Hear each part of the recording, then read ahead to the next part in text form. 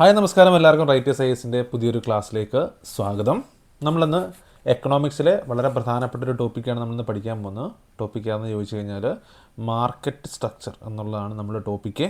അപ്പം മാർക്കറ്റ് സ്ട്രക്ചറിനെ കുറിച്ച് നമുക്ക് വിശദമായിട്ട് പഠിക്കാം. അതുപോലെ തന്നെ ടൈപ്സ് ഓഫ് മാർക്കറ്റ് സ്ട്രക്ചർ, ഏതൊക്കെ തരത്തിലുള്ള മാർക്കറ്റ് സ്ട്രക്ചർ ഉണ്ട് എന്നുകൂടി നമുക്ക് പഠിക്കാം. അപ്പം നമുക്ക് നേരെ ക്ലാസ്സിലേക്ക് പോകാം. ആദ്യമായിട്ട് മാർക്കറ്റ് സ്ട്രക്ചർ പഠിക്കുന്നതിന് മുമ്പായിട്ട് നമുക്ക് മാർക്കറ്റ് എന്താണെന്ന് മനസ്സിലാക്കാം. ഓക്കെ, മാർക്കറ്റ് അല്ലെങ്കിൽ നമ്മളിതിനെ വിപണി എന്ന് മലയാളത്തിൽ പറയും. നമുക്ക് വളരെ വിശദമായിട്ട് തന്നെ നമുക്ക് മനസ്സിലാക്കിയപ്പോൾ നിങ്ങളെല്ലാവരും കണ്ടിട്ടുണ്ട്, നിങ്ങൾ പോയിട്ടുണ്ട്, വിപണിയിൽ പോയിട്ടുണ്ട്, വിപണി കണ്ടിട്ടുണ്ട് അല്ലേ? നിങ്ങൾക്ക് അതിൻ്റെ ഒരു എക്സ്പീരിയൻസിനെ കുറിച്ച് വളരെ വിശദമായിട്ട് നിങ്ങൾക്ക് അറിയാം. എന്നിരുന്നാൽ തന്നെയും നമുക്ക് എക്കണോമിക്സിൽ എന്തൊക്കെ ചേരുമ്പോഴാണ് ഒരു വിപണിയാവുന്നത്, അല്ലെങ്കിൽ എന്തൊക്കെ ചേരുന്നതാണ് ഒരു മാർക്കറ്റ് ഫോം ചെയ്യുന്നത് നമുക്ക് നോക്കാം. ഡെഫിനിഷനിലേക്ക് വരാം. In economics market is not necessarily a physical place. നമ്മൾ എക്കണോമിക്സിൻ്റെ സിദ്ധാന്തങ്ങളൊക്കെ വെച്ച് നമ്മൾ പറയുകയാണെന്നുണ്ടെങ്കിൽ മാർക്കറ്റ് എന്ന് പറയുന്നത് is not necessarily a physical place.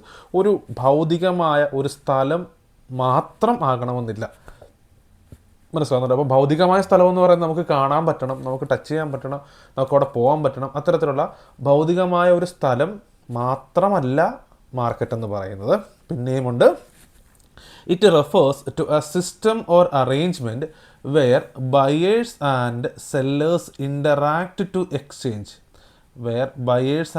അതായത് മാർക്കറ്റ് എന്ന് പറയുന്ന ഒരു സിസ്റ്റമാണ്. അതായത് പർട്ടിക്കുലർ നിയമങ്ങൾ അനുസരിച്ച് ഒക്കെ പ്രവർത്തിച്ചു പോകുന്ന ഒരു സിസ്റ്റമാണ്. സിസ്റ്റം എന്ന് ഉദ്ദേശിക്കുന്നത് ഒരുപാട് കമ്പോണൻ്റൊക്കെ ചേർന്നിട്ടുള്ള, അത് നമുക്ക് ഒരിക്കലും ഒഴിച്ചുകൂടാൻ പറ്റാത്ത തരത്തിലുള്ള കമ്പോണൻ്റൊക്കെ ചേർന്ന് ഉണ്ടായിട്ടുള്ള കൃത്യമായ റൂളുകൾ അനുസരിച്ച് പ്രവർത്തിക്കുന്ന ഒരു സംവിധാനത്തെയാണ് നമ്മൾ സിസ്റ്റം എന്ന് പറയുന്നത്.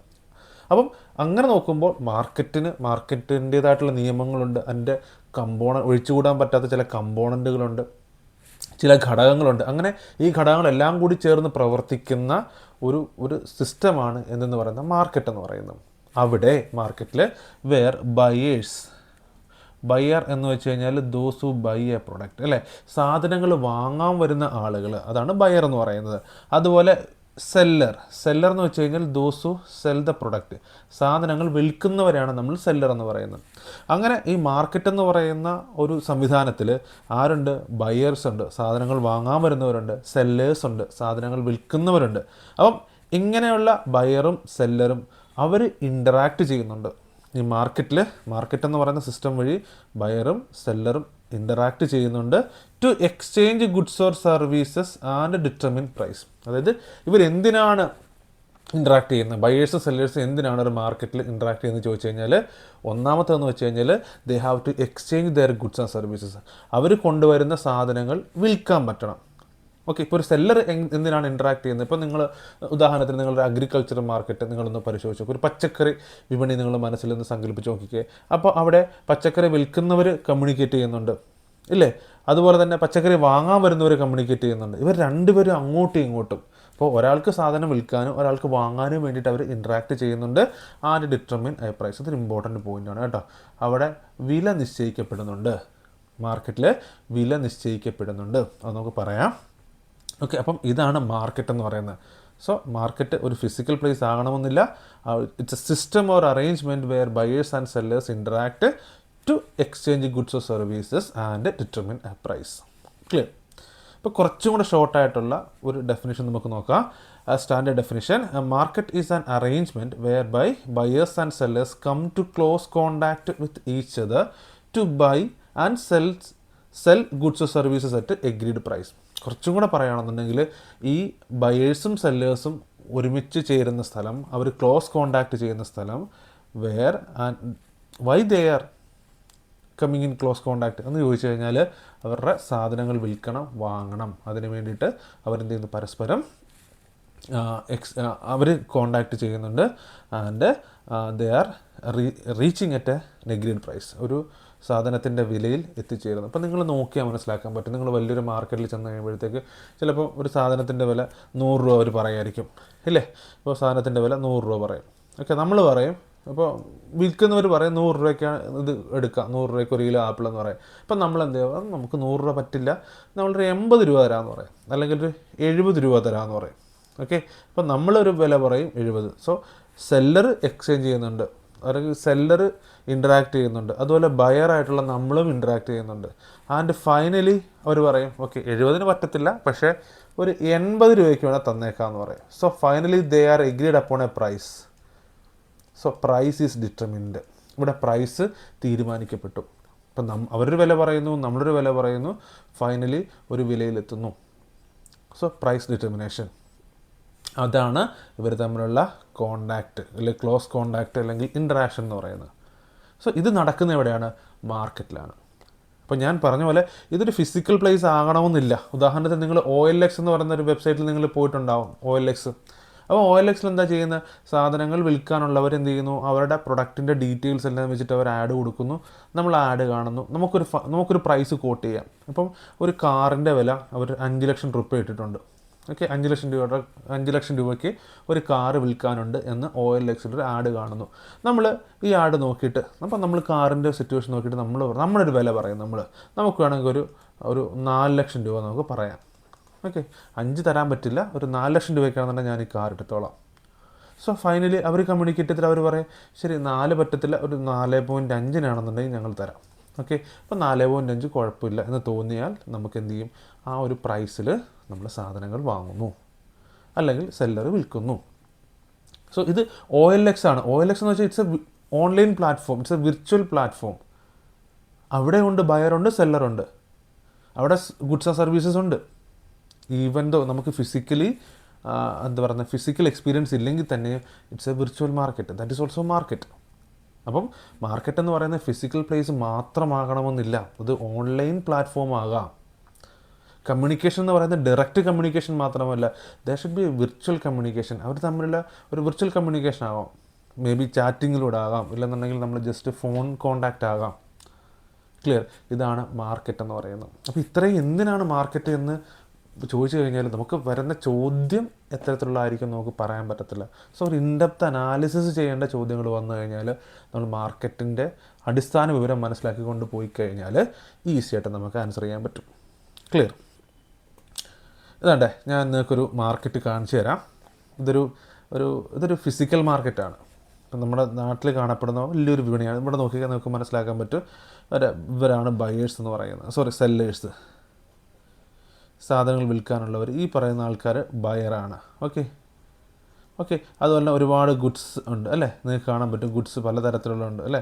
വെജിറ്റബിൾസ് ഉണ്ട്, ഫ്രൂട്ട്സ് ഉണ്ട്, അതുപോലെ തന്നെ നിങ്ങൾ നോക്കിയേ പൂജാ സ്റ്റോളുണ്ട്. അങ്ങനെ പലതരത്തിലുള്ള ഹോമോജീനിയസും ഹെട്രോജീനിയസ് ആയിട്ടുള്ള പലതരത്തിലുള്ള ഡിഫറൻഷ്യേറ്റഡ് പ്രൊഡക്റ്റ് എല്ലാം ഉണ്ട് അല്ലേ?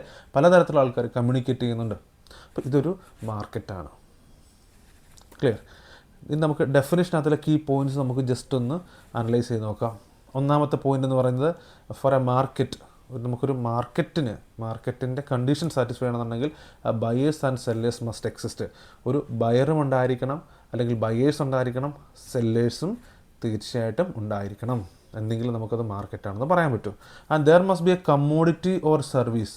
അതുപോലെ തന്നെ അവിടെ വിൽക്കപ്പെടാനും വാങ്ങപ്പെടാനും, അതായത് വിൽക്കാനും വാങ്ങാനും എന്തുണ്ടാകണം?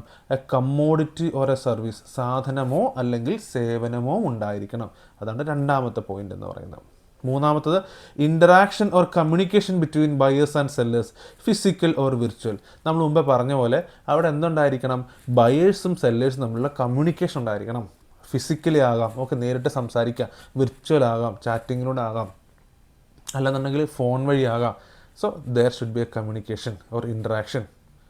And next one, price determination through demand and supply. അവിടെ പ്രൈസ് ഡിറ്റർമിനേഷൻ നടക്കണം. സാധനങ്ങളുടെയും സേവനങ്ങളുടെയും വില എന്ന് പറയുന്നത് ഡിമാൻഡ് ആൻഡ് സപ്ലൈയിലൂടെ നടക്കണം. Okay, demand and supply. അപ്പം സാധനങ്ങളുടെയും സേവനങ്ങളുടെയും വില എങ്ങനെ വരണം? ഡിമാൻഡ് സപ്ലൈ അനുസരിച്ച്. ഓക്കെ, അത് നമുക്ക് ഒരു ഡിമാൻഡും സപ്ലൈയും അനുസരിച്ച് എങ്ങനെ നമുക്ക് സാധനങ്ങളുടെ വില എത്താം, അല്ലെങ്കിൽ വിലയിൽ നമുക്ക് എത്തപ്പെടാം എന്ന് നമുക്ക് നോക്കാം. ഓക്കെ, ആദ്യം നമുക്ക് ഡിമാൻഡ് എന്താണെന്ന് മനസ്സിലാക്കണം, സപ്ലൈ എന്താണെന്ന് മനസ്സിലാക്കണം. ഓക്കെ, ഡിമാൻഡ് എന്ന് പറഞ്ഞു കഴിഞ്ഞാൽ ഇത് എമൗണ്ട് ഓഫ് ഗുഡ്സ്. ഓക്കെ, അതായത് ഒരു വ്യക്തി അല്ലെങ്കിൽ കുറേ വ്യക്തികൾ അവർക്ക് ആവശ്യമുള്ള അല്ലെങ്കിൽ അവർ വാങ്ങാൻ തയ്യാറായിട്ടുള്ള സാധനങ്ങളുടെ അളവിനെയാണ് നമ്മൾ എന്തെന്ന് പറയുന്നത് ഡിമാൻഡ് എന്ന് പറയുന്നത്. ഓക്കെ, ഇപ്പോൾ ഡിമാൻഡ് എന്ന് പറഞ്ഞാൽ എന്താണ്? ഡിമാൻഡ് എന്ന് പറഞ്ഞു കഴിഞ്ഞാൽ ഒരു വ്യക്തി വാങ്ങാൻ അല്ലെങ്കിൽ വ്യക്തികൾ വാങ്ങാൻ അല്ലെങ്കിൽ വാങ്ങാൻ തയ്യാറായിട്ടുള്ള സാധനത്തിൻ്റെ അളവിനെയാണ് നമ്മൾ ഡിമാൻഡ് എന്ന് പറയുന്നത്. ഓക്കെ, അതേസമയം സപ്ലൈ എന്ന് പറഞ്ഞാലോ? സപ്ലൈ എന്ന് പറഞ്ഞു കഴിഞ്ഞാൽ നമ്മൾ എത്രത്തോളം സാധനങ്ങളാണ് കൊടുക്കുന്നത്, ഡിസ്ട്രിബ്യൂട്ട് ചെയ്യുന്നത്, അതിൻ്റെ അളവിനെയാണ് നമ്മൾ എന്തെന്ന് പറയുന്നത്? സപ്ലൈ എന്ന് പറയുന്നത്. അതായത് amount of goods offered. Okay, അതായത് ഒരു സെല്ലർ എത്രത്തോളം സാധനമാണ് അല്ലെങ്കിൽ ഒരു സെല്ലർ ഒരു ബയർക്ക് ഓഫർ ചെയ്യുന്ന സാധനങ്ങളുടെയും സേവനങ്ങളുടെയും ക്വാണ്ടിറ്റിക്ക് പറയുന്ന പേരാണ് സപ്ലൈ എന്ന് പറയുന്നത്. ഓക്കെ, അപ്പം ഡിമാൻഡ് എന്ന് പറയുന്നത് എന്താണ്? ഒരു വ്യക്തി എത്രത്തോളം അയാൾക്ക് വേണം. അപ്പോൾ നമ്മൾ പറയണത് ഓക്കെ, ഇന്നത്തെ മാർക്കറ്റിൽ ആപ്പിളിൻ്റെ ഡിമാൻഡ് വളരെ കൂടുതലായിരുന്നു എന്ന് നമ്മൾ ഉദാഹരണം പറയുകയാണെന്നുണ്ടെങ്കിൽ അതിൻ്റെ അർത്ഥം എന്ന് വെച്ച് കഴിഞ്ഞാൽ ആപ്പിൾ വാങ്ങാൻ വരുന്ന അല്ലെങ്കിൽ ആപ്പിൾ വാങ്ങാൻ തയ്യാറായിട്ടുള്ള ആളുകൾ അല്ലെങ്കിൽ എത്രത്തോളം ആളുകൾ ആപ്പിളിൻ്റെ ക്വാണ്ടിറ്റി താല്പര്യപ്പെടുന്നു, അതിൻ്റെ അളവ് വളരെ കൂടുതലായിരുന്നു. ഇന്ന് കുറഞ്ഞു എന്ന് വെച്ച് കഴിഞ്ഞാൽ ആ ആൾക്കാർ വാങ്ങാൻ താല്പര്യപ്പെടുന്ന ആപ്പിളിൻ്റെ അളവ് കുറവാണ്. അതാണ് ഡിമാൻഡ് കുറഞ്ഞു എന്ന് പറഞ്ഞ്. ആ ആപ്പിളിൻ്റെ അളവ് കൂടുക എന്ന് വെച്ച് കഴിഞ്ഞാൽ ഡിമാൻഡ് കൂടുക എന്നാണ്. അതേസമയം സപ്ലൈ എന്ന് പറഞ്ഞാൽ എന്താണ്? ഒരു സെല്ലറ് ബയർക്ക് ഇത്ര രൂപയ്ക്ക് ഞാൻ സാധനം തരാം എന്ന് ഓഫർ ചെയ്യുന്ന അല്ലെങ്കിൽ ആ ഓഫർ എത്രത്തോളം ക്വാണ്ടിറ്റിക്ക് നമ്മൾ ഓഫർ ചെയ്യുന്നുണ്ട്, അതിനാണ് സപ്ലൈ എന്ന് പറയുന്നത്. ഓക്കെ, ഈ സപ്ലൈയും ഡിമാൻഡും അനുസരിച്ചാണ് സാധനങ്ങളുടെയും സേവനങ്ങളുടെയും വില നിശ്ചയിക്കപ്പെടുന്നത്.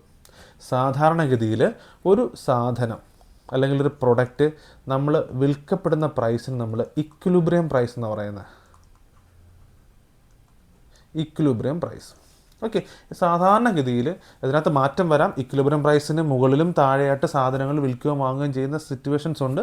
പക്ഷേ പ്രോബബിളി ഒരു സാധനം നമ്മൾ വിൽക്കുകയും വാങ്ങുകയും, അതായത് വിൽക്കുന്ന ആൾക്ക് നഷ്ടമില്ലാതെയും വാങ്ങുന്ന ആൾക്കും വലിയ നഷ്ടമില്ലാതെയും സാധനങ്ങൾ കൈമാറ്റം ചെയ്യപ്പെടുന്ന വിലയ്ക്ക് പറയുന്ന പേരാണ് ഇക്വിലിബ്രിയം പ്രൈസ് എന്ന് വെച്ച് കഴിഞ്ഞാൽ.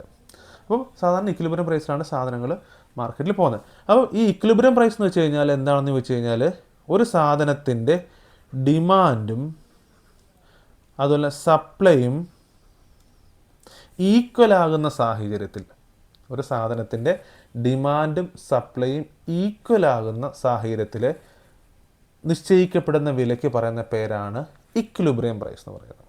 അപ്പോൾ എപ്പോഴും സാധനത്തിൻ്റെ ഡിമാൻഡിൻ്റെയും സപ്ലൈയും അനുസരിച്ചാണ് പ്രൈസ് തീരുമാനിക്കപ്പെടുന്നത്. മനസ്സിലാകുന്നുണ്ടോ? അപ്പം ഡിമാൻഡും സപ്ലൈയും എപ്പോഴും ഈക്വലാകുന്നു, അതാണ് നമ്മളുടെ ഇക്വിലിബ്രിയം പ്രൈസ് എന്ന് പറയുന്നത്. ഓക്കെ, ഇപ്പോൾ സാധാരണഗതിയിൽ ഡിമാൻഡിനനുസരിച്ചുള്ള വില അല്ലെങ്കിൽ ഡിമാൻഡും സപ്ലൈ ഈക്വൽ ആകുന്ന സമയത്താണ് നമ്മൾ സാധനം വിൽക്കുന്നത്. അതാണ് ഇക്വിലിബ്രിയം പ്രൈസ് എന്ന് വെച്ച് കഴിഞ്ഞാൽ. ആ ഇക്വിലിബ്രിയം പ്രൈസ് എന്ന് വെച്ച് കഴിഞ്ഞാൽ ഉദാഹരണത്തിന് 100 രൂപയാണെന്ന് കരുതുക. 1 കിലോ ആപ്പിളിന് നമ്മൾ 100 രൂപയാണെന്ന് വിചാരിച്ചു. അപ്പോൾ 100 രൂപയ്ക്ക് ആൾക്കാർ നമുക്കൊരു 50 കിലോ വിൽക്കാൻ പറ്റും. അതുപോലെ തന്നെ 50 കിലോയ്ക്ക് ഇപ്പോൾ 100 രൂപ വിലയുള്ള ആപ്പിൾ നമ്മളൊരു മാർക്കറ്റിൽ വിൽക്കുക എന്ന് കരുതുക. അപ്പം നമ്മൾ ഇനിഷ്യലി, ഞാൻ ഉദാഹരണ സഹിതം പറയാം, ഇനിഷ്യലി ഒരു ആപ്പിൾ കച്ചവടക്കാരൻ മാർക്കറ്റിലേക്ക് വരുന്നു. അയാൾ 100 രൂപയ്ക്ക് ഇക്വിലിബ്രിയം പ്രൈസാണ്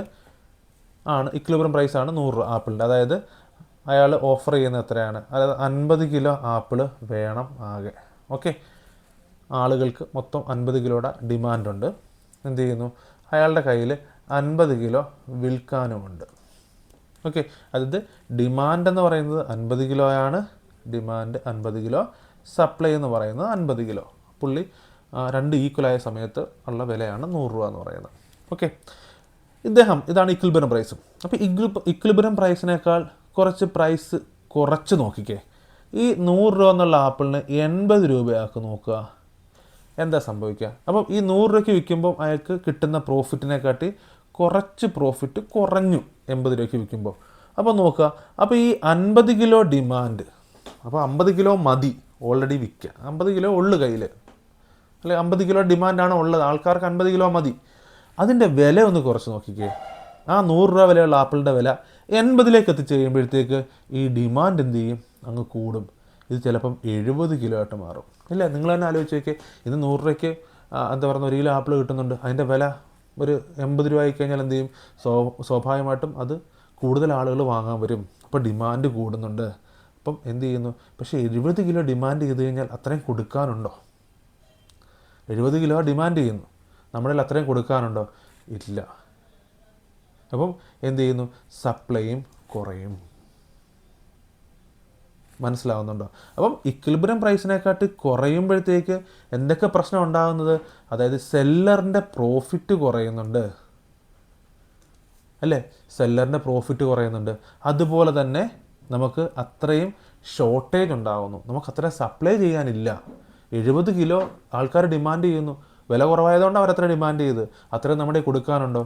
ഇല്ല. അപ്പോൾ പ്രൊഡക്റ്റിന് ഷോർട്ടേജ് ഉണ്ടാകുന്നു ഇല്ലേ? അതാണ് ഇക്വിലിബ്രിയം പ്രൈസിനെക്കാട്ടി താഴ്ന്നു വരുമ്പോൾ. മനസ്സിലാകുന്നുണ്ടോ? അപ്പം പ്രൈസ് ഡിറ്റർമിനേഷൻ എപ്പോഴും എന്തിനനുസരിച്ചിരിക്കണം, ഡിമാൻഡും സപ്ലൈയും ഈക്വൽ ആകുന്നതനുസരിച്ചിരിക്കും. ഉദാഹരണത്തിന് മറ്റൊരു കാര്യം കൂടെ പറഞ്ഞുതരാം. ഇത് ഇക്വിലിബ്രിയം പ്രൈസിനെക്കാട്ടി കുറയുമ്പോൾ ഉള്ള സാഹചര്യമാണ് പറഞ്ഞത്. നമുക്ക് ഇക്വിലിബ്രിയം പ്രൈസിനെക്കാട്ടി കൂടിയാലുള്ള അവസ്ഥയൊന്ന് നോക്കിയാലോ? അതുകൂടെ നമുക്കൊന്ന് പരിശോധിക്കാം. ഇപ്പോൾ 100 രൂപയാണല്ലോ ആപ്പിളിന്, അതൊരു 120 രൂപയാക്കി നോക്കുക. ഇപ്പോൾ തൽക്കാലം നമുക്ക് 100 രൂപയാകുമ്പോൾ 50 കിലോ ആണ് ആൾക്കാർ ഡിമാൻഡ് ചെയ്തുകൊണ്ടിരിക്കുന്നത്. 120 രൂപ ആക്കി കഴിഞ്ഞാൽ എന്താ സംഭവിക്കുന്നത്, ഈ ആൾക്കാർ ഡിമാൻഡ് ചെയ്യുന്നതിൻ്റെ അളവ് കുറയും അല്ലേ? സാധനത്തിൻ്റെ വില കൂടുമ്പോൾ നമ്മൾ സ്വാഭാവികമായിട്ട് എന്ത് ചെയ്യും, സാധനം കുറച്ചേ വാങ്ങിക്കത്തുള്ളൂ. സോ ഈ 50 കിലോ എന്നുള്ളത് എന്തോ ഒരു 30 കിലോ ആയിട്ട് കുറയും. മനസ്സിലാവുന്നുണ്ടോ? അപ്പം 30 കിലോ ഉള്ളൂ. അപ്പം നമ്മൾ എത്ര 50 കിലോ സപ്ലൈ ചെയ്തെടുത്ത് 30 കിലോയൊക്കെ ആവശ്യക്കാരുള്ളൂ. അപ്പം നമ്മൾ എത്രയായിരിക്കും നമ്മൾ കൊടുക്കുന്നത്, അതിൽ താഴെ 20 കിലോയൊക്കെ നമുക്ക് സപ്ലൈ ചെയ്യാൻ പറ്റുള്ളൂ. മനസ്സിലാവുന്നുണ്ടോ? അപ്പോൾ ആകെ നമ്മുടെ കയ്യിലുള്ളതിനേക്കാൾ കുറച്ച് മാത്രം സപ്ലൈ ചെയ്യുന്നുണ്ട്. അപ്പോൾ ബാക്കി എന്ത് വരുന്നുണ്ട്, ഈ എക്സസ് സ്റ്റോക്ക് വരും ഇല്ലേ? നിങ്ങളിന്നിപ്പോൾ നിങ്ങളുടെ കയ്യിൽ കുറച്ച് ആപ്പിൾ ഇരിപ്പുണ്ട്, നിങ്ങളത് ഇപ്പം ആ 100 രൂപ വിലയാണെന്നുണ്ടെങ്കിൽ നിങ്ങൾ കുറച്ച് കയറ്റി വെച്ച് നോക്ക്. കയറ്റി വെക്കുമ്പോൾ ആൾക്കാർ വരുന്നത് കുറയും. ആൾക്കാർ വരുന്നത് കുറയുമ്പം എന്ത് ചെയ്യുന്നു, നമ്മൾ വിൽക്കുന്നതിൻ്റെ അളവ് കുറയും. വിൽക്കുന്നതിൻ്റെ അളവ് കുറയുമ്പോൾ ബാക്കി എന്ത് ചെയ്യുന്നു, കുറേ സാധനം നമ്മുടെ ഗ്യാരേജിൽ എക്സസ് വരും. അപ്പോഴും നമുക്ക് പ്രശ്നമാണ്. പ്രോഫിറ്റ് കിട്ടും, പക്ഷേ എക്സസ് സാധനം വന്നിട്ട് അതും നമ്മുടെ കച്ചവടത്തെ ബാധിക്കും. സോ പ്രൈസ് ഡിറ്റർമിനേഷൻ എപ്പോഴും എന്തായിരിക്കണം, ഡിമാൻഡും സപ്ലൈയും ഈക്വൽ ആകുന്ന രീതിയിലായിരിക്കണം. അതെവിടെ നടക്കുന്നത്, മാർക്കറ്റിലാണ് നടക്കുന്നത്. മനസ്സിലാകുന്നുണ്ടോ? ഓക്കെ. അതുപോലെ തന്നെ physical presence is not essential. മാർക്കറ്റിനെ സംബന്ധിച്ച് ഒരു ഫിസിക്കൽ ഏരിയ വേണം എന്നുള്ളത് നിർബന്ധമല്ല. അത് ഓൺലൈനിലാണെങ്കിൽ നമുക്ക് എന്ത് ചെയ്യാൻ പറ്റും, മാർക്കറ്റ് സെറ്റ് ചെയ്യാൻ പറ്റും. So online market also there. അപ്പം ഇത്രയാണ് നമ്മൾ മാർക്കറ്റുമായിട്ട് ബന്ധപ്പെട്ട് അറിഞ്ഞിരിക്കേണ്ട പ്രധാനപ്പെട്ട കാര്യങ്ങളെന്ന് പറയുന്നത്. ഓക്കെ. അപ്പോൾ ഇത്രയാണ് മാർക്കറ്റ്. അപ്പോൾ നമ്മളിതെല്ലാം അറിഞ്ഞിരിക്കണം. അപ്പോൾ ഞാൻ ഇത്രയും ഡീപ്ലി ഒരു മാർക്കറ്റിനെ കുറിച്ച് പറയണോ എന്ന് നിങ്ങളിപ്പോൾ ചിന്തിക്കുന്നുണ്ടായിരിക്കും. അറിഞ്ഞിരിക്കണം. നമുക്ക് നാളെ എക്സാമിന് ഡിസ്ക്രിപ്റ്റീവ് ആയിക്കോട്ടെ അല്ലെന്നുണ്ടെങ്കിൽ ഒബ്ജക്റ്റീവ് ടൈപ്പ് ചോദ്യങ്ങളായിക്കോട്ടെ വരുമ്പോൾ എന്താണ് മാർക്കറ്റ്, എന്താണ് വില, എങ്ങനെയാണ് വില നിശ്ചയിക്കപ്പെടുന്നത് എന്നൊക്കെ നമ്മൾ കൃത്യമായിട്ട് മനസ്സിലാക്കിയിരിക്കണം. എക്കണോമിക്സ് എന്ന് പറയുന്ന സബ്ജക്റ്റ് തന്നെ ഒബ്സർവ് ചെയ്ത് പഠിക്കാൻ പറ്റുന്നൊരു സബ്ജക്റ്റാണ്. ഇത്ര ഇൻട്രസ്റ്റിംഗ് ആയിട്ട് നമ്മുടെ ചുറ്റുപാട് നോക്കി നമുക്ക് മനസ്സിലാക്കാൻ പറ്റും. നമ്മുടെ ചുറ്റുപാട് നടക്കുന്ന മാറ്റങ്ങളാണ് നമ്മൾ എക്കണോമിക്സിൽ പഠിക്കുന്നത്. ഓക്കെ. അപ്പം ഒബ്സർവ് ചെയ്ത് കൃത്യമായിട്ട് നമുക്ക് പഠിക്കാൻ പറ്റും. ഓക്കെ. നമുക്കിനിയും അടുത്ത് നോക്കാനുള്ളത് മാർക്കറ്റ് സ്ട്രക്ചർ എന്ന് പറഞ്ഞാൽ എന്താണെന്നാണ് നമുക്ക് നോക്കാനുള്ളത്. ഓക്കെ. അപ്പോൾ നമുക്കതിലേക്ക് വരാം. Market structure. ഓക്കെ. ഡെഫിനേഷനിൽ നമുക്ക് തുടങ്ങാം. Market structure refers to the organizational and competitive characteristics of a market which determine how prices are fixed, how output is decided, and the degree of competition among other firms. അപ്പം നമുക്കറിയാം, ഒരു market നോക്കിക്കഴിഞ്ഞാൽ, നമ്മൾ പറഞ്ഞ ഒരു market നോക്കിക്കഴിഞ്ഞാൽ ആ മാർക്കറ്റിൽ ഒരുപാട് സെല്ലേഴ്സ് ഉണ്ട് അല്ലേ, അതുപോലെ ബയേഴ്സ് ഉണ്ട്. ഓക്കെ. ഈ സെല്ലേഴ്സ് എന്ന് പറയുന്നത് നമ്മൾ സാധാരണ നമ്മുടെ ഒരു അഗ്രികൾച്ചർ മാർക്കറ്റ് എടുക്കുമ്പോൾ ഓരോ വ്യക്തികൾ അവരുടേതായിട്ടുള്ള പ്രൊഡക്റ്റുകൾ വിൽക്കുന്നു. ആ സമയം ഒരു ബിഗ്ഗർ കോൺസെപ്റ്റിൽ നമ്മൾ മാർക്കറ്റിനെ നോക്കുമ്പോൾ ഈ സെല്ലർ എന്ന് പറയുന്നത് ഓരോ ഫേംസ് ആയിരിക്കും അല്ലേ, ഓരോ ഫേംസ് ആയിരിക്കും വന്നിട്ട്. സാധനങ്ങൾ അവിടെ വിൽക്കുകയും വാങ്ങുകയൊക്കെ ചെയ്യുന്നത്, അല്ലെങ്കിൽ ഫേംസ് വന്നിട്ട് വിൽക്കും. അപ്പോൾ ഓരോ ഫേംസും അവരുടേതായിട്ടുള്ള പ്രൊഡക്റ്റുകളുമായിട്ട് അവർ വരുന്നുണ്ട്. അതിൻ്റെ പ്രൈസിൻ്റെ എന്ത് നടക്കുന്നുണ്ട്, ഫിക്സേഷൻ നടക്കുന്നുണ്ട്. പ്രൈസ് ഫിക്സിങ് എന്ന് പറയുന്നൊരു പരിപാടി അവിടെ നടക്കുന്നുണ്ട്, അല്ലെങ്കിൽ പ്രൈസ് ഡിറ്റർമിനേഷൻ എന്ന് പറയുന്നൊരു പ്രോഗ്രാം നടക്കുന്നുണ്ട്. അപ്പം ഒരു മാർക്കറ്റ് സ്ട്രക്ചർ, അല്ലെങ്കിൽ മാർക്കറ്റ് സ്ട്രക്ചർ എന്ന് വെച്ച് കഴിഞ്ഞാൽ ഒരു മാർക്കറ്റിനെ സംബന്ധിച്ചും ഒരു മാർക്കറ്റിൽ എങ്ങനെ സാധനങ്ങളുടെയും സേവനങ്ങളുടെയും വില നിശ്ചയിക്കപ്പെടുന്നു, അതുപോലെ തന്നെ എങ്ങനെ അവരുടെ ഔട്ട്പുട്ട് ഡിസൈഡ് ചെയ്യപ്പെടുന്നു, എന്തായിരിക്കണം അവർ ഔട്ട്പുട്ട് കൊണ്ടുവരേണ്ടത് എന്നതിനെക്കുറിച്ച് ചർച്ച ചെയ്യപ്പെടുന്നു. അതുപോലെ തന്നെ and the degree of competition among other firms. ഇപ്പോൾ നമ്മളിപ്പോൾ എടുക്കുകയാണെന്നുണ്ടെങ്കിൽ, നമ്മളിപ്പോൾ ഒരു മാർക്കറ്റ് എടുക്കുകയാണെന്നുണ്ടെങ്കിൽ അവിടെ ഒരുപാട് എന്തുണ്ട്, ഫേംസ് ഉണ്ട്. ഇപ്പോൾ ഉദാഹരണത്തിന് കുറച്ചുകൂടെ നിങ്ങൾക്ക് മനസ്സിലാകുന്ന രീതി, നിങ്ങളുടെ ആമസോൺ എന്ന് പറയുന്നൊരു വെബ്സൈറ്റ് നിങ്ങളൊന്ന് പരിശോധിച്ച് നോക്കുക. ആമസോൺ ഒരു ഇ-കൊമേഴ്സ് വെബ്സൈറ്റാണ്. അവിടെ നോക്കുമ്പോൾ നിങ്ങൾക്ക് ഒരു മൊബൈൽ ഫോൺ നിങ്ങൾ പർച്ചേസ് ചെയ്യാൻ പോകുമ്പോൾ നിങ്ങൾക്ക് കാണാൻ പറ്റും ഒരുപാട് വെറൈറ്റീസ് ഓഫ് ഫേംസിൻ്റെ മൊബൈൽ ഫോൺസ് കാണാൻ പറ്റും, അല്ലേ? മാർക്കറ്റിലെ വളരെ പ്രൊമിനൻ്റ് ആയിട്ടുള്ള എല്ലാ ബ്രാൻഡ്സും നിങ്ങൾക്ക് അവിടെ കാണാൻ പറ്റും. അപ്പം അവർ എങ്ങനെയാണ് അവരുടെ ആ മാർക്കറ്റിൽ എന്താ പറയുക, സെല്ലേഴ്സ് ആയിട്ടുള്ള ഫേംസിൻ്റെ കോമ്പറ്റീഷൻ എങ്ങനെയാണ്, ഇവരെങ്ങനെയാണ് പ്രൈസ് തീരുമാനിക്കുന്നത്, അതുപോലെ തന്നെ എങ്ങനെയാണ് ഇവരുടെ ഔട്ട്പുട്ട് തീരുമാനിക്കുന്നത്, ഇങ്ങനെയുള്ള ഒരു മാർക്കറ്റിൻ്റെ ഒരു ക്യാരക്ടറിസ്റ്റിക്സിനെ കുറിച്ച് പറയുന്നതാണ് എന്തെന്ന് പറയുന്നത് മാർക്കറ്റ് സ്ട്രക്ചർ എന്ന് പറയുന്നത്. ഓക്കെ, സോ മാർക്കറ്റ് സ്ട്രക്ചർ എന്ന് പറഞ്ഞാൽ എന്തൊക്കെയായിരിക്കും? മാർക്കറ്റ് എന്ന് പറയുന്ന നിങ്ങൾക്ക് ഐഡിയ ഉണ്ടല്ലേ? മാർക്കറ്റ് നിങ്ങളുടെ മനസ്സിൽ വരുന്നുണ്ട്. നമ്മുടെ മാർക്കറ്റ് സ്ട്രക്ചർ എന്ന് വെച്ച് കഴിഞ്ഞാൽ ആ മാർക്കറ്റ് എങ്ങനെ ഓർഗനൈസ് ചെയ്യപ്പെട്ടിരിക്കുന്നു, ആ മാർക്കറ്റിൽ ഏതൊക്കെ ഫേംസ് വന്നിട്ടുണ്ട്, ആ ഫേംസ് തമ്മിലുള്ള കോമ്പറ്റീഷൻ എങ്ങനെയാണ്, ഈ ഫേംസ് എങ്ങനെയാണ് അതിൻ്റെ പ്രൈസ് തീരുമാനിക്കുന്നത് പ്രൊഡക്റ്റുകളുടെ, ഇങ്ങനെ ഇതിനെക്കുറിച്ച് പറയുന്നതാണ് മാർക്കറ്റ് സ്ട്രക്ചർ എന്ന് പറയുന്നത്. So market structure is the nature and degree of competition in A market. Okay, market structure എന്ന് വെച്ച് കഴിഞ്ഞാൽ ഒരു മാർക്കറ്റിൻ്റെ, ശ്രദ്ധിക്കുക, മാർക്കറ്റ് സ്ട്രക്ചർ എന്ന് വെച്ച് കഴിഞ്ഞാൽ ഒരു മാർക്കറ്റിൻ്റെ സ്വഭാവം, ഒരു മാർക്കറ്റിൻ്റെ എന്താണെന്ന് വെച്ചാൽ മാർക്കറ്റിൻ്റെ കോമ്പറ്റീഷൻ, അതായത് മാർക്കറ്റിനകത്ത് എത്രത്തോളം കോമ്പറ്റീഷൻ ഉണ്ട് എന്ന് പറയുന്നതും മാർക്കറ്റാണ്. ഇപ്പോൾ ഉദാഹരണം എന്ന് വെച്ചാൽ ചില മാർക്കറ്റുണ്ട്, മൊണോപ്പൊളി മാർക്കറ്റുകളുണ്ട്. മൊണോപ്പൊളി മാർക്കറ്റ് എന്ന് വെച്ച് കഴിഞ്ഞാൽ അവിടെ സെല്ലർ എന്ന് പറഞ്ഞാൽ ഒരാളെ ഉണ്ടാവുള്ളൂ. സോ അവിടെ കോമ്പറ്റീഷൻ എന്ന് പറഞ്ഞാൽ ഇല്ല, അതിൻ്റെ വേറെ ഫേംസ് ഇല്ല. ആ പ്രൊഡക്റ്റ് വിൽക്കാനുള്ള പരമാധികാരം ഒരു കമ്പനിക്ക് മാത്രമായിരിക്കും. അപ്പോൾ അവിടെ കോമ്പറ്റീഷൻ ഇല്ല. അതൊരു മാർക്കറ്റ് സ്ട്രക്ചറാണ്. അതിന് നമ്മൾ മൊണോപ്പൊളി എന്ന് പറയും. അതിനെക്കുറിച്ച് നമുക്ക് വിശദമായിട്ട് പറയാം. അപ്പോൾ മാർക്കറ്റ് സ്ട്രക്ചർ എന്ന് വെച്ചാൽ എന്താണ്? ഒരു മാർക്കറ്റിൻ്റെ കോമ്പറ്റീറ്റീവ് സ്ട്രാറ്റജി അല്ലെങ്കിൽ കോമ്പറ്റീറ്റീവ് ക്യാരക്ടറിസ്റ്റിക്സിന് പറയുന്ന പേരാണ് മാർക്കറ്റ് സ്ട്രക്ചർ എന്ന് പറയുന്നത്. In simple term it explains how A market is formed and how firms behave within it. കുറച്ചും കൂടി സിമ്പിളായിട്ട് പറഞ്ഞു കഴിഞ്ഞാൽ ഒരു മാർക്കറ്റ് എങ്ങനെ ഫോം ചെയ്യുന്നു, ആ മാർക്കറ്റിനകത്ത് അതിനകത്ത് പ്രവർത്തിക്കുന്ന സ്ഥാപനങ്ങൾ എങ്ങനെ ബിഹേവ് ചെയ്യുന്നു എന്നതിനെക്കുറിച്ചൊക്കെ പറയുന്നതാണ് മാർക്കറ്റ് സ്ട്രക്ചർ എന്ന് പറയുന്നത്. ഓക്കെ, അതാണ് market structure. Okay, key elements of a market structure. ഒരു മാർക്കറ്റ് സ്ട്രക്ചറിൻ്റെ കീ എലമെൻറ്റുകൾ നമുക്കൊന്ന് പരിശോധിച്ച് നോക്കാം. ഒന്നാമത്തെന്ന് പറയുന്നത് number of buyers and sellers. Okay, ഒരു മാർക്കറ്റിൽ എത്ര ബയേഴ്സ് ഉണ്ട് അല്ലെങ്കിൽ എത്ര സെല്ലേഴ്സ് ഉണ്ടെന്ന് പറയുന്നത് ഒരു മാർക്കറ്റിൻ്റെ സ്ട്രക്ചറിൻ്റെ ഒരു കീ എലമെൻ്റാണ്. കാരണം വെച്ച് കഴിഞ്ഞാൽ ഇത് വെച്ചിട്ട് പറയാൻ പറ്റും മാർക്കറ്റിൻ്റെ ഒരു കോമ്പറ്റീറ്റീവ് ലെവലിനെ കുറിച്ച് നമുക്ക് പറയാൻ പറ്റും. എത്ര ഫേംസ് അതിനകത്തുണ്ട്, അല്ലെങ്കിൽ എത്ര ബയേഴ്സ് ഉണ്ട്, എത്ര സെല്ലേഴ്സ് ഉണ്ട്.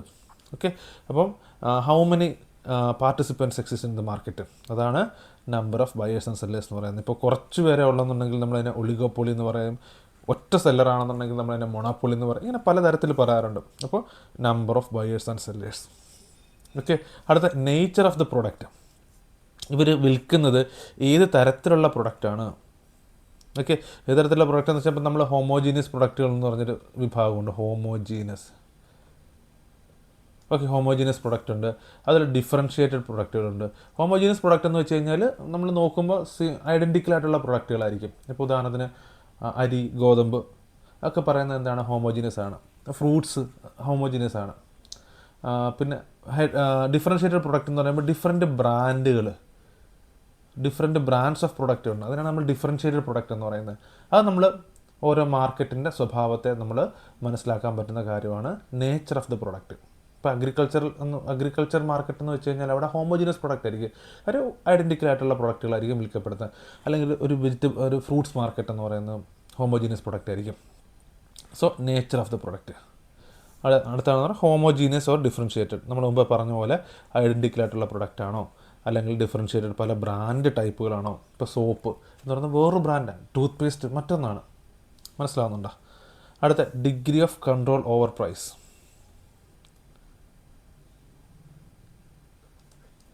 ഓക്കെ, ഇതെന്ന് വെച്ച് കഴിഞ്ഞാൽ ഒരു മാർക്കറ്റിൽ പ്രൊഡക്റ്റിൻ്റെ വില തീരുമാനിക്കാനുള്ള ആ സെല്ലറിൻ്റെ റൈറ്റ്, ഓക്കെ, അതായത് അല്ലെങ്കിൽ ആ സെല്ലറിൻ്റെ കഴിവാണ് എന്തെന്ന് പറയുന്നത് degree of control over price എന്ന് വെച്ച് കഴിഞ്ഞാൽ. ഇപ്പോൾ ചില സാഹചര്യങ്ങളിൽ ഇപ്പം നമ്മളിപ്പോൾ ഒരു സാധാരണ അഗ്രികൾച്ചർ മാർക്കറ്റ് എടുത്തു കഴിഞ്ഞാൽ അതിൻ്റെ പ്രത്യേകത എന്ന് വെച്ച് കഴിഞ്ഞാൽ അഗ്രികൾച്ചർ പ്രൊഡക്റ്റ് വിൽക്കുന്ന ഒരുപാട് ഫേംസ് ഉണ്ട്.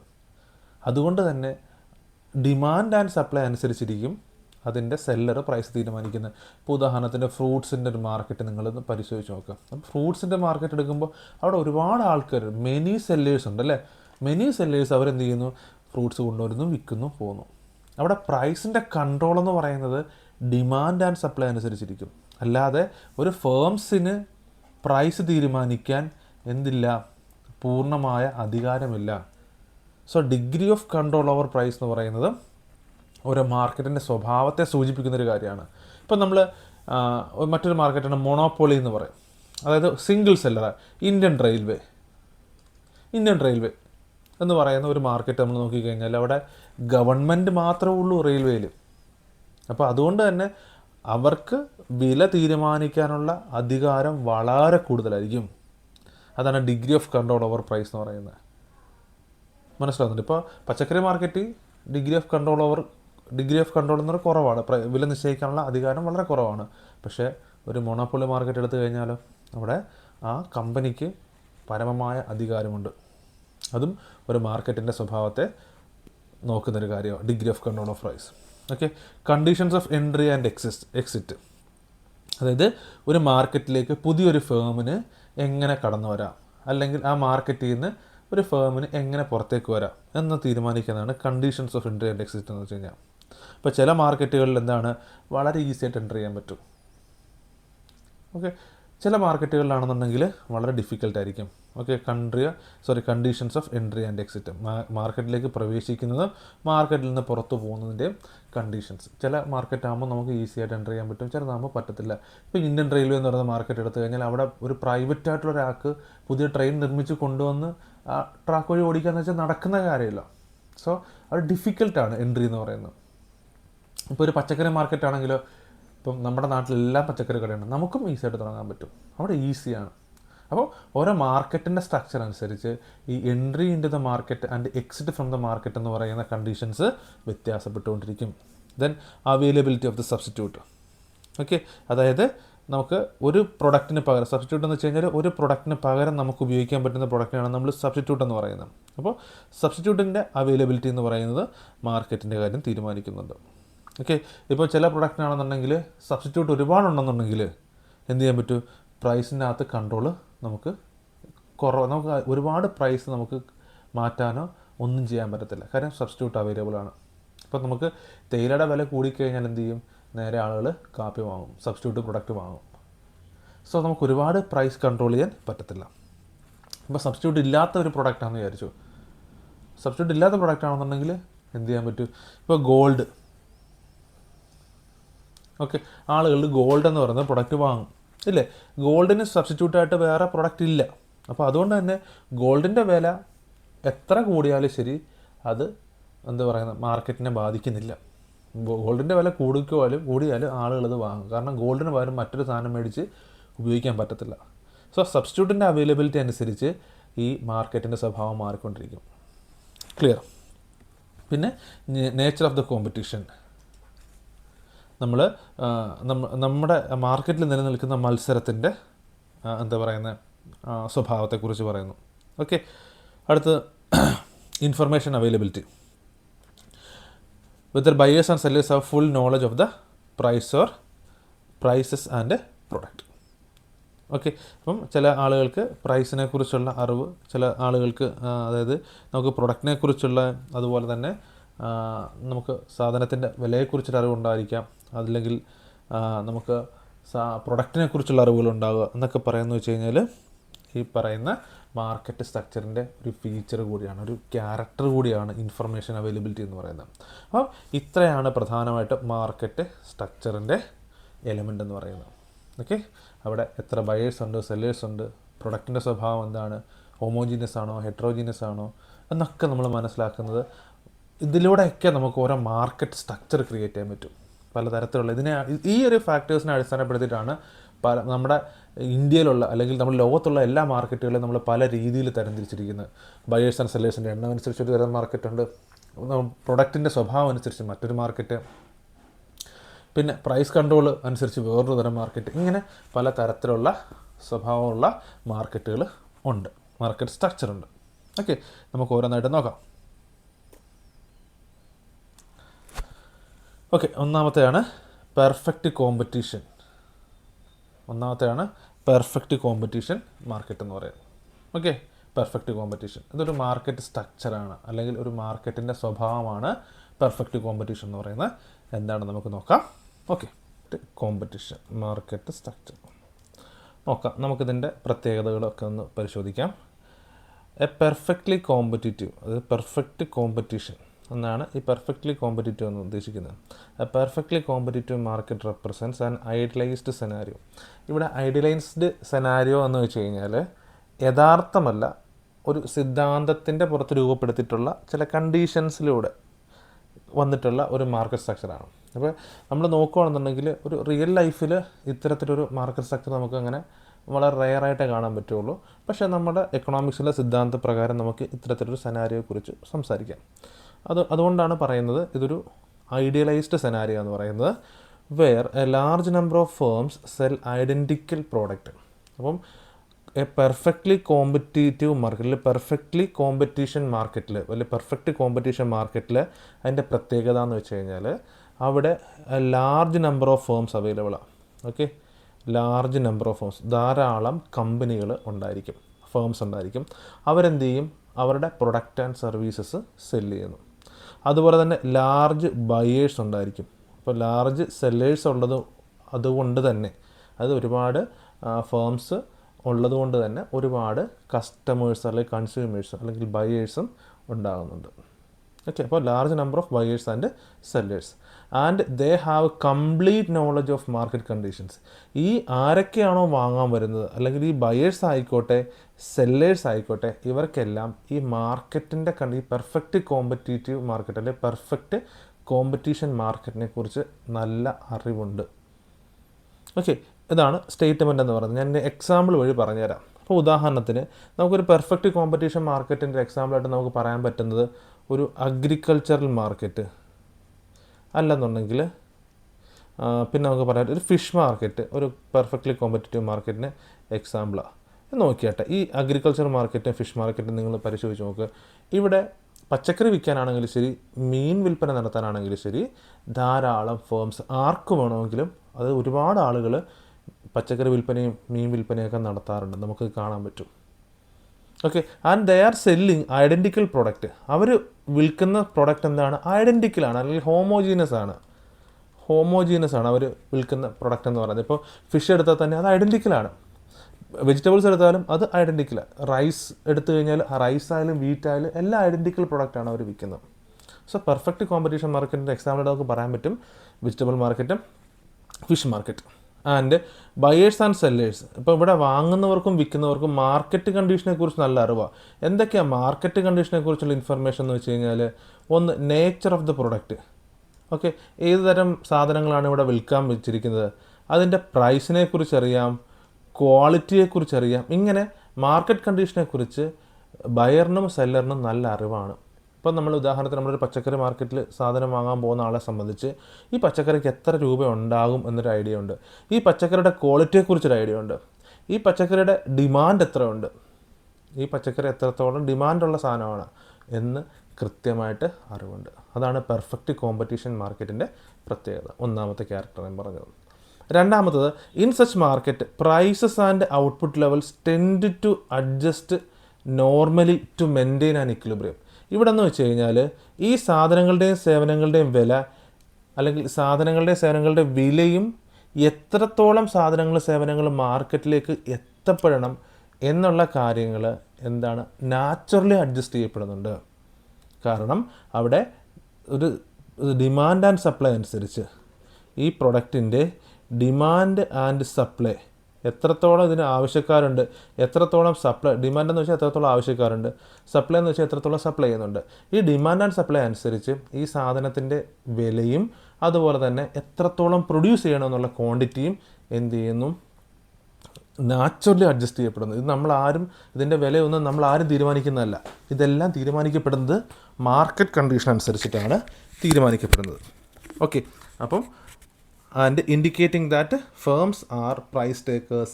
ഇവിടെ ഒരു ഫേമിന് പോലും വില നിയന്ത്രിക്കാനോ അല്ലെങ്കിൽ വില തീരുമാനിക്കാനുള്ള അധികാരമില്ല. ഉദാഹരണത്തിന് ഞാൻ ഫിഷ് മാർക്കറ്റിലേക്ക് തന്നെ ഉദാഹരണം പറയാം. ഇപ്പം നമ്മൾ ഒരു ഫിഷ് മാർക്കറ്റിലേക്ക് ചെയ്യുന്നു, ഒരുപാട് ആളുകൾ മീൻ വിൽക്കുന്നുണ്ട് അല്ലേ. ഈ മീനിൻ്റെ വില കൂടുന്നത് വെച്ച് കഴിഞ്ഞാൽ എങ്ങനെയാണ്, ഈ മീനിൻ്റെ ഡിമാൻഡ് അനുസരിച്ച്. ഇപ്പം നമ്മൾ വിൽക്കാൻ വെച്ചിരിക്കുന്ന മീനിൻ്റെ ഡിമാൻഡ് വളരെ കൂടുതലാണ്, ഒരുപാട് പേര് അന്വേഷിച്ച് വരുന്നുണ്ട്, അപ്പോൾ സ്വാഭാവികമായിട്ടും അതിൻ്റെ വില കൂടും. ഇപ്പം ചില മീനൊക്കെ ഉണ്ട്, ഇത് ആരും അന്വേഷിച്ച് വരാറില്ല, അപ്പോൾ അത് ഏറ്റവും കുറഞ്ഞ വിലയ്ക്കായിരിക്കും വിൽക്കപ്പെടുന്നത്. അപ്പം ഇത് നാച്ചുറലി സംഭവിക്കുന്ന കാര്യമാണ്. ഡിമാൻഡ് അനുസരിച്ച് ഈ വിലയുടെ നിയന്ത്രണം എന്ന് പറഞ്ഞാൽ നാച്ചുറലി സംഭവിക്കുന്നത്, ആരും തീരുമാനിക്കുന്നതല്ല, ഒരു സെല്ലറും തീരുമാനിക്കുന്നതല്ല. മറിച്ച് ഏതെങ്കിലും ഒരു സെല്ലർ തീരുമാനിച്ചു കഴിഞ്ഞാൽ അത് ബിസിനസ്സിനെ ബാധിക്കും. അതുകൊണ്ട് തന്നെ ഇവിടെ ഫേംസ് എന്ന് പറയുന്നത് എന്താണ്, പ്രൈസ് ടേക്കേഴ്സാണ്. അവർ വില അക്സെപ്റ്റ് ചെയ്യുന്ന ആൾക്കാരാണ്, വില എടുക്കുന്ന ആൾക്കാരാണ്. അവരൊരിക്കലും വില തീരുമാനിക്കുന്ന ആൾക്കാരല്ല. Okay, real world examples are rare. അപ്പോൾ നമുക്ക് ഒരു പെർഫെക്റ്റ്ലി കോമ്പറ്റീഷൻ മാർക്കറ്റ് അല്ലെങ്കിൽ പെർഫെക്റ്റ് കോമ്പറ്റീഷൻ മാർക്കറ്റിൻ്റെ എക്സാമ്പിൾ നമുക്ക് റെയറായിട്ടേ പറയാൻ പറ്റുള്ളൂ. പക്ഷേ ചിലതൊക്കെ പറയുകയാണെന്നുണ്ടെങ്കിൽ ചില ഫിനാൻഷ്യൽ മാർക്കറ്റുകൾ, അതുപോലെ തന്നെ ഓൺലൈൻ കൊമേഴ്ഷ്യൽ വെബ്സൈറ്റുകൾ അല്ലെങ്കിൽ ഇ കൊമേഴ്സ് സ്ഥാപനങ്ങൾ, ഇതൊക്കെ പെർഫെക്റ്റ് കോമ്പറ്റീഷൻ്റെ ഉദാഹരണമായിട്ട് നമുക്ക് പറയാൻ പറ്റും. ഓക്കെ, അപ്പോൾ പെർഫെക്റ്റ് കോമ്പറ്റീഷൻ്റെ പ്രത്യേകത എന്താണെന്ന് ചോദിച്ചു കഴിഞ്ഞാൽ അത് മെയിനായിട്ട് നമ്മൾ ഓർത്തിരിക്കേണ്ടത് large number of firms operating and പിന്നെന്ന് പറയുന്നത് എന്താണ്, പ്രൈസ് എന്ത് ചെയ്യുന്നു, നാച്ചുറലി അഡ്ജസ്റ്റ് ചെയ്യപ്പെടുന്നു. And firms are the price takers. Firms ഒരിക്കലും പ്രൈസ് തീരുമാനിക്കുന്നില്ല. They are not the price setters. They are not setting the price, but they are accepting the price, or they are the price takers. Clear? നമുക്കതിൻ്റെ പ്രധാനപ്പെട്ട characters നമുക്കൊന്ന് നോക്കാം. ഒന്നെന്ന് പറഞ്ഞാൽ ഞാൻ മുമ്പേ ആദ്യം പറഞ്ഞ തന്നെ a large number of buyers and sellers ensuring that no single participant can influence market prices. ഇതിനകത്ത് ഒരുപാട് വിൽപ്പനക്കാരുണ്ട്, വാങ്ങാൻ വരുന്നവരുണ്ട്, പക്ഷേ ഒരാൾക്ക് പോലും, ഒരു ഫേമിന് പോലും ഈ മാർക്കറ്റിൽ സാധനങ്ങളുടെ വില തീരുമാനിക്കാൻ അധികാരമില്ല, അല്ലെങ്കിൽ അവർക്ക് പറ്റില്ല. Freedom of entry and exit with no significant barriers preventing firms from entering or leaving the market. എന്ന് വെച്ച് കഴിഞ്ഞാൽ ഈ പെർഫെക്റ്റ് കോമ്പറ്റീഷൻ മാർക്കറ്റിലേക്ക് ആർക്ക് വേണമെങ്കിലും വരാം, ഏതൊരു ഫേമിനും ഈ ഒരു മാർക്കറ്റിലേക്ക് എൻ്റർ ചെയ്യാൻ പറ്റും. അതുപോലെ തന്നെ അവർക്ക് വിട്ടിട്ട് പോകാനും പറ്റും, അവർക്ക് എക്സിറ്റ് ചെയ്യാനും പറ്റും.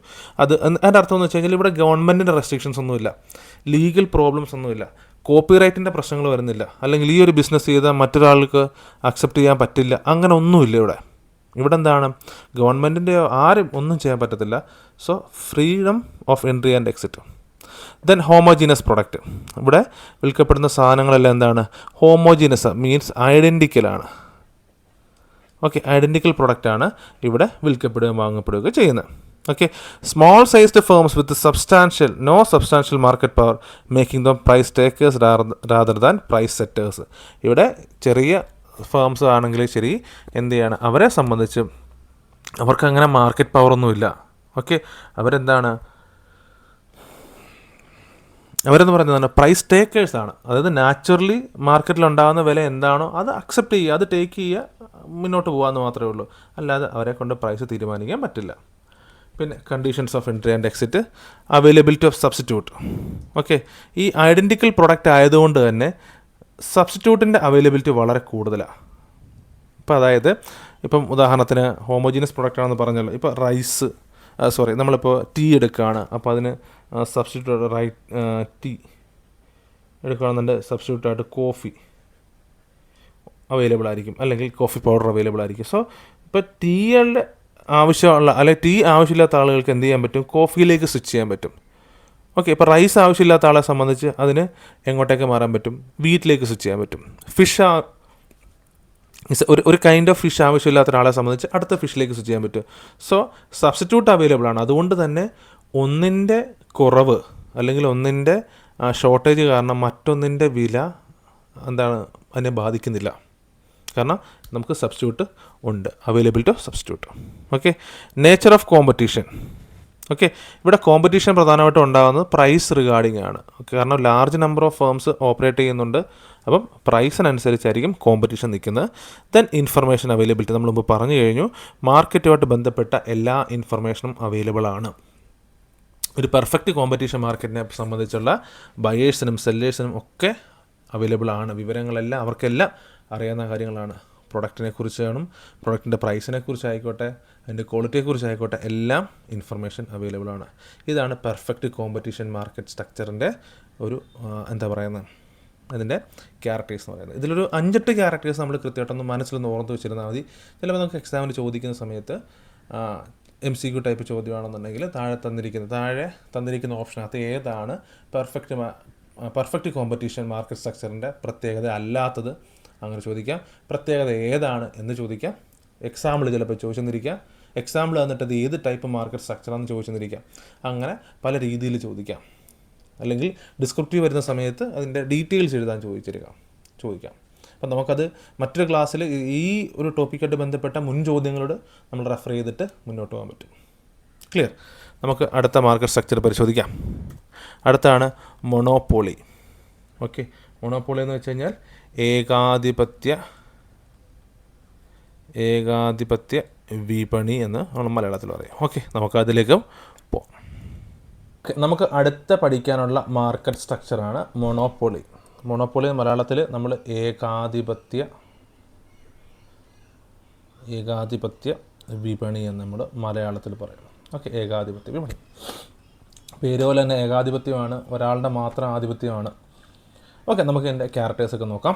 Monopoly refers to a market situation, അതായത് ഒരു മാർക്കറ്റിൻ്റെ ഒരു സിറ്റുവേഷനെ കുറിച്ച്, അതായത് നമ്മൾ മാർക്കറ്റിനെ കുറിച്ച് പറഞ്ഞിട്ടുണ്ടായിരുന്നല്ലോ, ആ മാർക്കറ്റിൻ്റെ ഒരു സാഹചര്യത്തെക്കുറിച്ചാണ് പറയുന്നത്. In which one firm exclusively controls the supply of a product or service often arising from legal protection, state ownership or exclusive access to critical resources. അതായത് മൊണോപോളി എന്ന് വെച്ച് കഴിഞ്ഞാൽ ഒരു മാർക്കറ്റിൻ്റെ അവസ്ഥയാണ്. ഈ സാഹചര്യത്തിൽ ഇത്തരത്തിലുള്ള സാഹചര്യം, മൊണോപോളി എന്നൊരു സാഹചര്യം എപ്പോഴാണ് ഉടലെടുക്കുന്നതെന്ന് ചോദിച്ചു കഴിഞ്ഞാൽ, ഒരു മാർക്കറ്റിൽ ആ പ്രൊഡക്റ്റ് ഓർ സർവീസസിൻ്റെ പൂർണ്ണമായ റൈറ്റ് സപ്ലൈ ചെയ്യാൻ, ആ പ്രൊഡക്റ്റ് സർവീസ് പൂർണ്ണമായിട്ടും സപ്ലൈ ചെയ്യാനുള്ള എക്സ്ക്ലൂസീവ് റൈറ്റ് ആർക്കാണ്? ഒരു ഫേമിന് മാത്രമായിരിക്കും. അങ്ങനെയുള്ള സാഹചര്യത്തെയാണ് നമ്മൾ മൊണോപോളി മാർക്കറ്റ് എന്ന് പറയുന്നത്, അല്ലെങ്കിൽ മൊണോപോളി മാർക്കറ്റ് സ്ട്രക്ചർ എന്ന് പറയുന്നത്. അപ്പം എന്തുകൊണ്ടാണ് ആ ഒരു ഫേമിന് മാത്രം കിട്ടുന്നത് ചോദിച്ചു കഴിഞ്ഞാൽ, ഒന്നെന്ന് പറയുന്നത് എറൈസ് ഫ്രം ലീഗൽ പ്രൊട്ടക്ഷൻ, എന്തെങ്കിലും നിയമപരമായിട്ടുള്ള ഒരു സംരക്ഷണത്തിന് വേണ്ടിയിട്ട് മാത്രമായിരിക്കും ചിലപ്പം ഒരു ഫേമിന് മാത്രം കൊടുക്കുക. ഓക്കെ, ഇല്ലെന്നുണ്ടെങ്കിൽ സ്റ്റേറ്റ് ഓണർഷിപ്പ്, അല്ലെന്നുണ്ടെങ്കിൽ ആ ഒരു പ്രൊഡക്റ്റ് അല്ലെങ്കിൽ ആ ഒരു സർവീസ് പ്രൊവൈഡ് ചെയ്യാൻ നമ്മുടെ രാജ്യത്തിന് മാത്രമായിരിക്കും റൈറ്റ് ഉള്ളത്.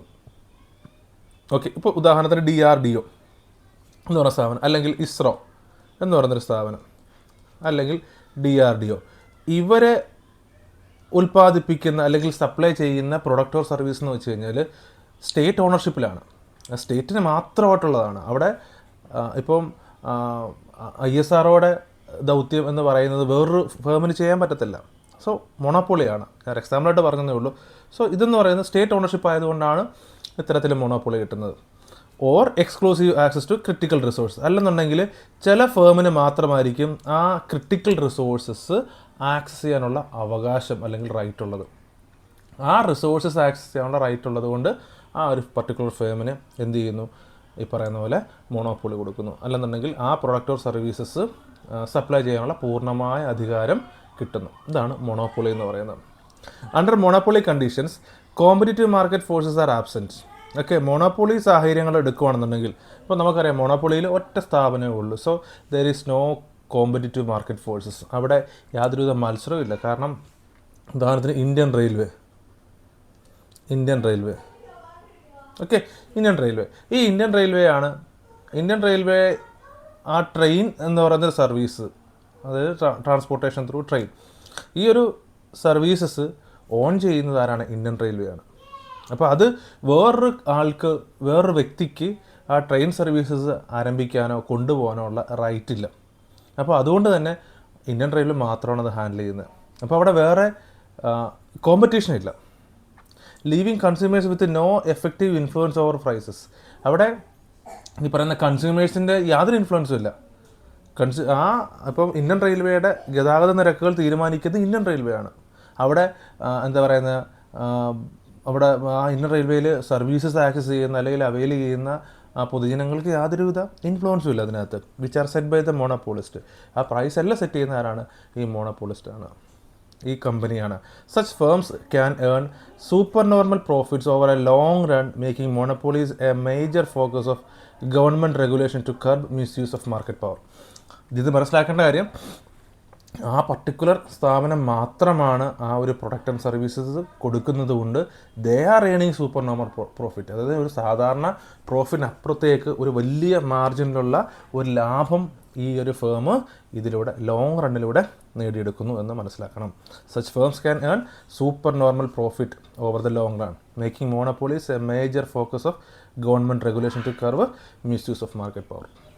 ഓക്കെ, ഇതാണ് ഏകാധിപത്യ വിപണി എന്ന് പറയുന്നത്.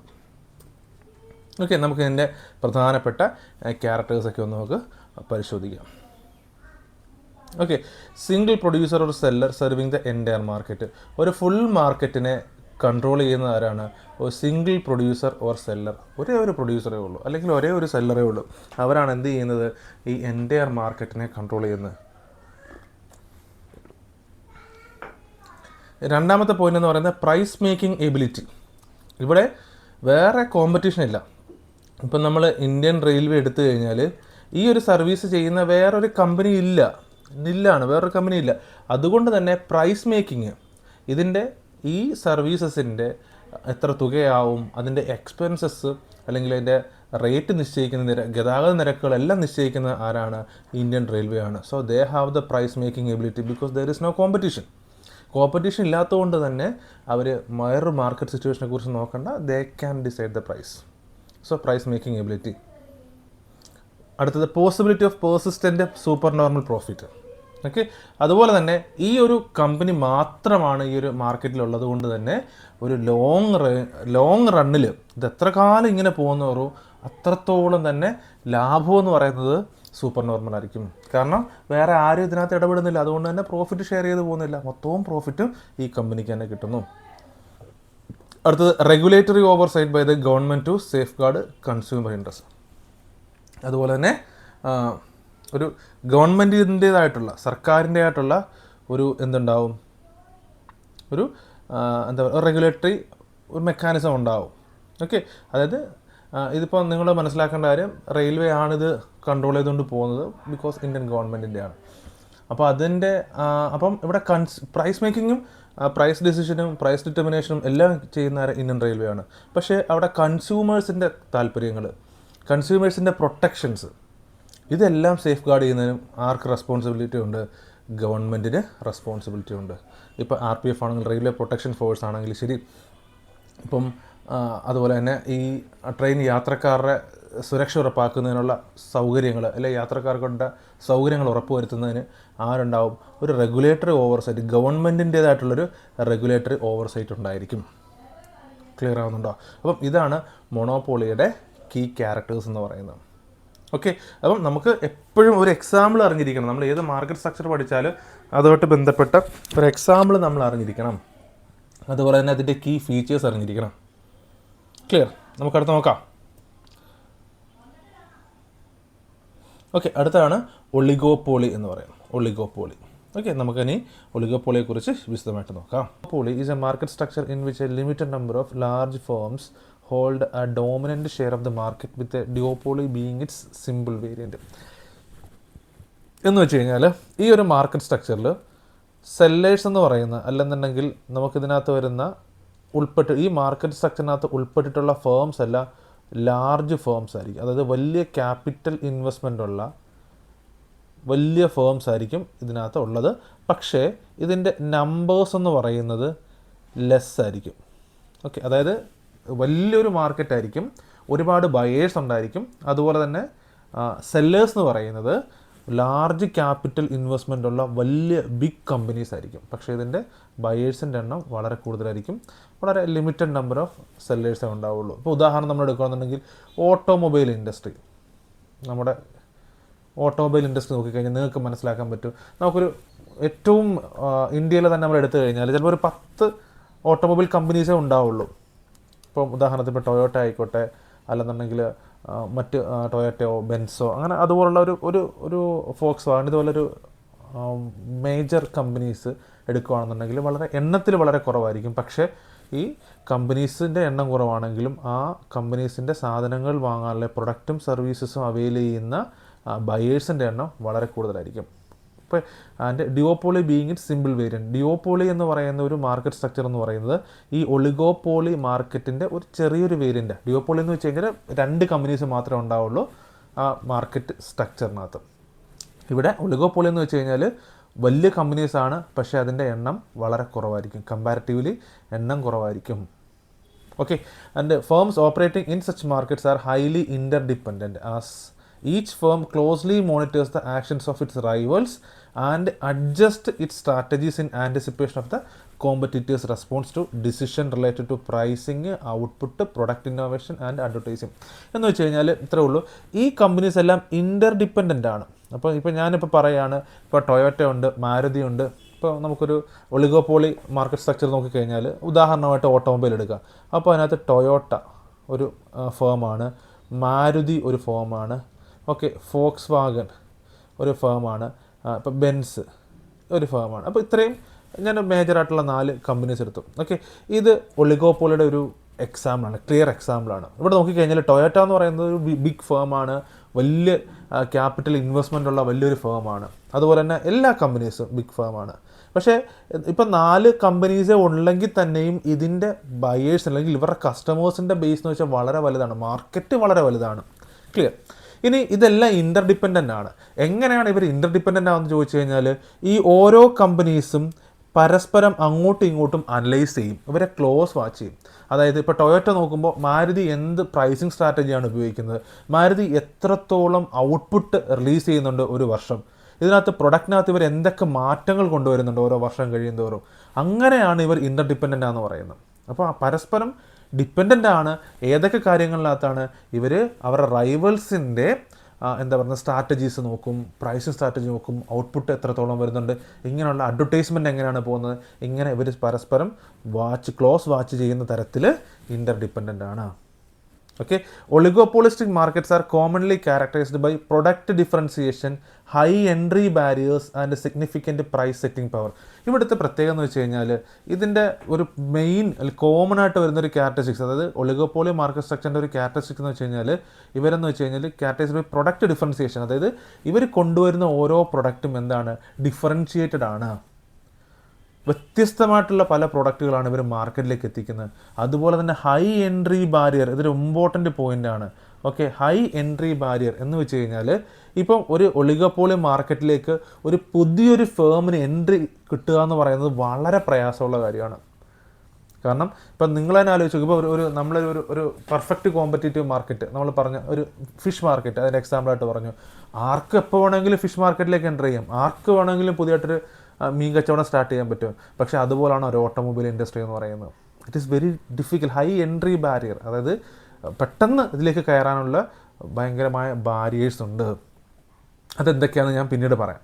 Okay, and significant price setting power, ഇവർക്ക് ഈ മാർക്കറ്റിൽ ഇവരുടെ എണ്ണം കുറവായതുകൊണ്ട് തന്നെ, ഒളിഗോപോളി മാർക്കറ്റ് സ്ട്രക്ചറിൽ ഫേംസിൻ്റെ എണ്ണം കുറവായതുകൊണ്ട് തന്നെ പ്രൈസ് സെറ്റിംഗ് പവർ ഇവർക്ക് കൂടുതലാണ്. ഓരോ കമ്പനിക്കും അവരുടേതായിട്ടുള്ള പ്രൈസ് സെറ്റിംഗ് പവർ ഉണ്ട്. അവർക്ക് ഇഷ്ടമുള്ള പ്രൈസ് അവർക്ക് തീരുമാനിക്കാനുള്ള എന്താ പറയുന്നത് സിറ്റുവേഷനാണ് ഉള്ളത് എന്ന് മനസ്സിലാക്കുക. ഓക്കെ, ഇനി നമുക്ക് അതിൻ്റെ ഫീച്ചേഴ്സ് നമുക്ക് ഓരോന്ന് നോക്കാം. ഒന്നാമത്തെ ഫീച്ചർ നോക്കാം. A small group of dominant firms collectively controls most of the market supply. അതായത് ഞാൻ മുമ്പേ പറഞ്ഞ പോലെ 4 ഫേംസ് അല്ലെങ്കിൽ 5 ഫേംസ് അല്ലെങ്കിൽ ഒരു 10 ഫേംസ് മാക്സിമം, ഈ 10 ഫേംസ് ആയിരിക്കും കോടിക്കണക്കിന് വരുന്ന അവരുടെ മാർക്കറ്റ് ബേസിനെ കൺട്രോൾ ചെയ്യുന്നത്. A small group of dominant firms, അതായത് ഇതിനകത്ത് ഡോമിനേറ്റ് ചെയ്യുന്നത് 3-4 ഫേംസേ ഉണ്ടാകത്തുള്ളൂ. ആ 3-4 ഫേംസ് ആയിരിക്കും അവരുടെ മൊത്തത്തിലുള്ള കോടിക്കണക്കിനുള്ള കസ്റ്റമർ ബേസിനെ അല്ലെങ്കിൽ മാർക്കറ്റിനെ കൺട്രോൾ ചെയ്യുന്നത്. ഓക്കെ, അതാണ് ഒന്നാമത്തെ ഫീച്ചർ എന്ന് പറയുന്നത്. രണ്ടാമത്തെ features, the number of buyers is large relative to sellers. ഇപ്പം 10 കമ്പനീസ് ഉണ്ടെങ്കിൽ ചിലപ്പോൾ ഇവരുടെ കസ്റ്റമർ ബേസ് എന്ന് ചിലപ്പോൾ 50 കോടിയായിരിക്കാം. അപ്പം കമ്പാരിറ്റീവ്ലി, അതായത് സെല്ലേഴ്സിൻ്റെ എണ്ണവും അതുപോലെ തന്നെ ബയേഴ്സിൻ്റെ എണ്ണവും കൂടെ വെച്ച് നോക്കുമ്പോൾ കമ്പാരിറ്റീവ്ലി ചെറുതാണ്. Number of buyers is large relative to സെല്ലറിനെ അപേക്ഷിച്ച് നോക്കുമ്പോൾ ബയറിൻ്റെ എണ്ണം വളരെ വലുതാണ്. Resulting in considerable market power concentrated among firms. Okay, അതുകൊണ്ട് തന്നെ ഇപ്പോൾ 10 ഫേംസ് 50 കോടി കസ്റ്റമറെ മാനേജ് ചെയ്യുമ്പോൾ തന്നെ നിങ്ങളതാണ് ചോദിക്കുക, ഒരു ഫേമിൻ്റെ കസ്റ്റമറുടെ എണ്ണം എന്ന് പറയുന്നത് 5 കോടിയാണ്. മീൻസ് ഓരോ ഫേമിനും അവരുടേതായിട്ടുള്ള മാർക്കറ്റ് പവർ ഉണ്ട്. കാരണം ഒരു ഫേമിന് മാത്രം 5 കോടി കസ്റ്റമർ ഉണ്ട് എന്ന് പറയുമ്പോൾ തന്നെ ആലോചിച്ച് നോക്കുക ആ ഫേമിന് എത്രത്തോളം പവർ ഉണ്ടെന്ന്. ഓക്കെ, നെക്സ്റ്റ് പോയിന്റ് നോക്കാം. Firms may engage in intense competition or form collusive arrangements to protect or enhance profit. Okay, ഇത്തരത്തിൽ നിൽക്കുന്ന സമയത്ത് ഈ 3, 4, 5 ഫേംസേ ഉണ്ടാവുള്ളൂ, അല്ലെങ്കിൽ 10 ഫേംസേ ഉള്ളൂ ഒളിഗോപോളിക് മാർക്കറ്റ് സ്ട്രക്ചറിനകത്ത്. അപ്പോൾ ഇവരെന്ത് ചെയ്യും, തമ്മിൽ ഭയങ്കരമായ കോമ്പറ്റീഷൻ ആയിരിക്കും. ഭയങ്കരമായ ഇവർ അങ്ങോട്ടും ഇങ്ങോട്ടും ഭയങ്കരമായ മത്സരവും, അതുപോലെ തന്നെ ഇവർ തമ്മിൽ ഈ ഒരു ഗൂഢാലോചന എന്ന് പറയുന്ന വേറെ ലെവലിലേക്ക് എത്താം. ഒരു ഫേംസിനെ നമുക്ക് എങ്ങനെ അവരെക്കാൾ മുകളിൽ നമുക്ക് എങ്ങനെ എത്താം എന്നുള്ള രീതിയിലുള്ള പലതരത്തിലുള്ള ആലോചനകളും നടക്കുന്നുണ്ട്. ഭയങ്കരമായ കോമ്പറ്റീഷൻ നടക്കുന്നുണ്ട്.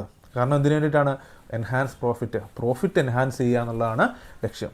ഓക്കെ, അതുപോലെ തന്നെ next point, strong barriers to entry. പുതിയൊരു കമ്പനിക്ക് ഈ ഒളിഗോപോളി മാർക്കറ്റിലേക്ക് എൻ്റർ ചെയ്യുക എന്ന് പറയുന്നത് വളരെ പ്രയാസമുള്ള കാര്യമാണ്. Such as high capital requirements and technological advantages discourage new firms from entering the market.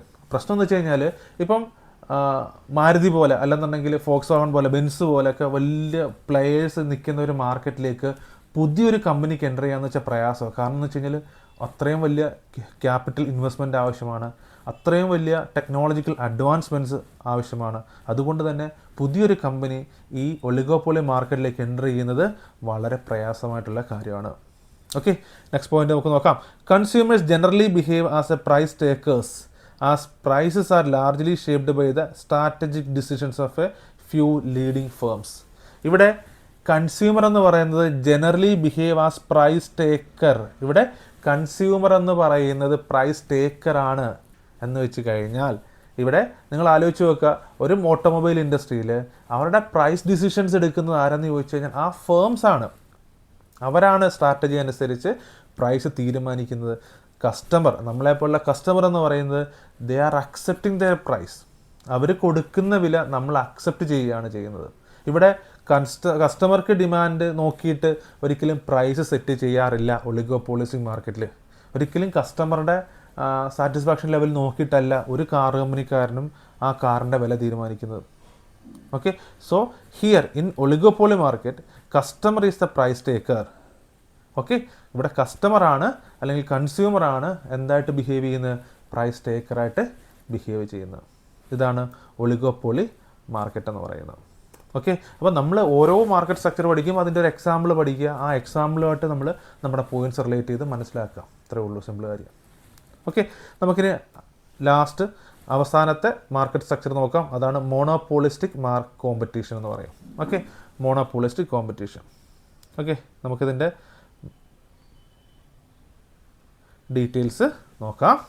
Okay, monopolistic competition അതായത് ഏകാധിപത്യ മത്സര വിപണി നമ്മൾ മലയാളത്തിൽ പറയും. ഇനി നമുക്കിതിൻ്റെ ഡീറ്റെയിലിങ്ങിലേക്ക് നോക്കിക്കേ. ഇവിടെ നിങ്ങൾക്ക് 2 ടേം കാണാം അല്ലേ, മോണോപോളിസ്റ്റിക് ആൻഡ് കോമ്പറ്റീഷൻ. അതായത് 2 മാർക്കറ്റ് സ്ട്രക്ചറിൻ്റെ കോമ്പിനേഷനാണ് മോണോപോളിസ്റ്റിക് കോമ്പറ്റീഷൻ എന്ന് വെച്ച് കഴിഞ്ഞാൽ. അതായത് ഒന്ന് മോണോപോളി ഏകാധിപത്യത്തിൻ്റെയും മറ്റൊന്ന് പെർഫെക്റ്റ് കോമ്പറ്റീഷൻ്റെയും. ഇത് രണ്ടിൻ്റെയും കൂടെ മിക്സഡാണ്, രണ്ടിൻ്റെയും കൂടെ ക്യാരക്ടർ ഇതിൽ കമ്പൈൻഡ് ആയിട്ട് വരുന്നുണ്ട്. നമുക്കത് എങ്ങനെയാണെന്ന് നോക്കാം.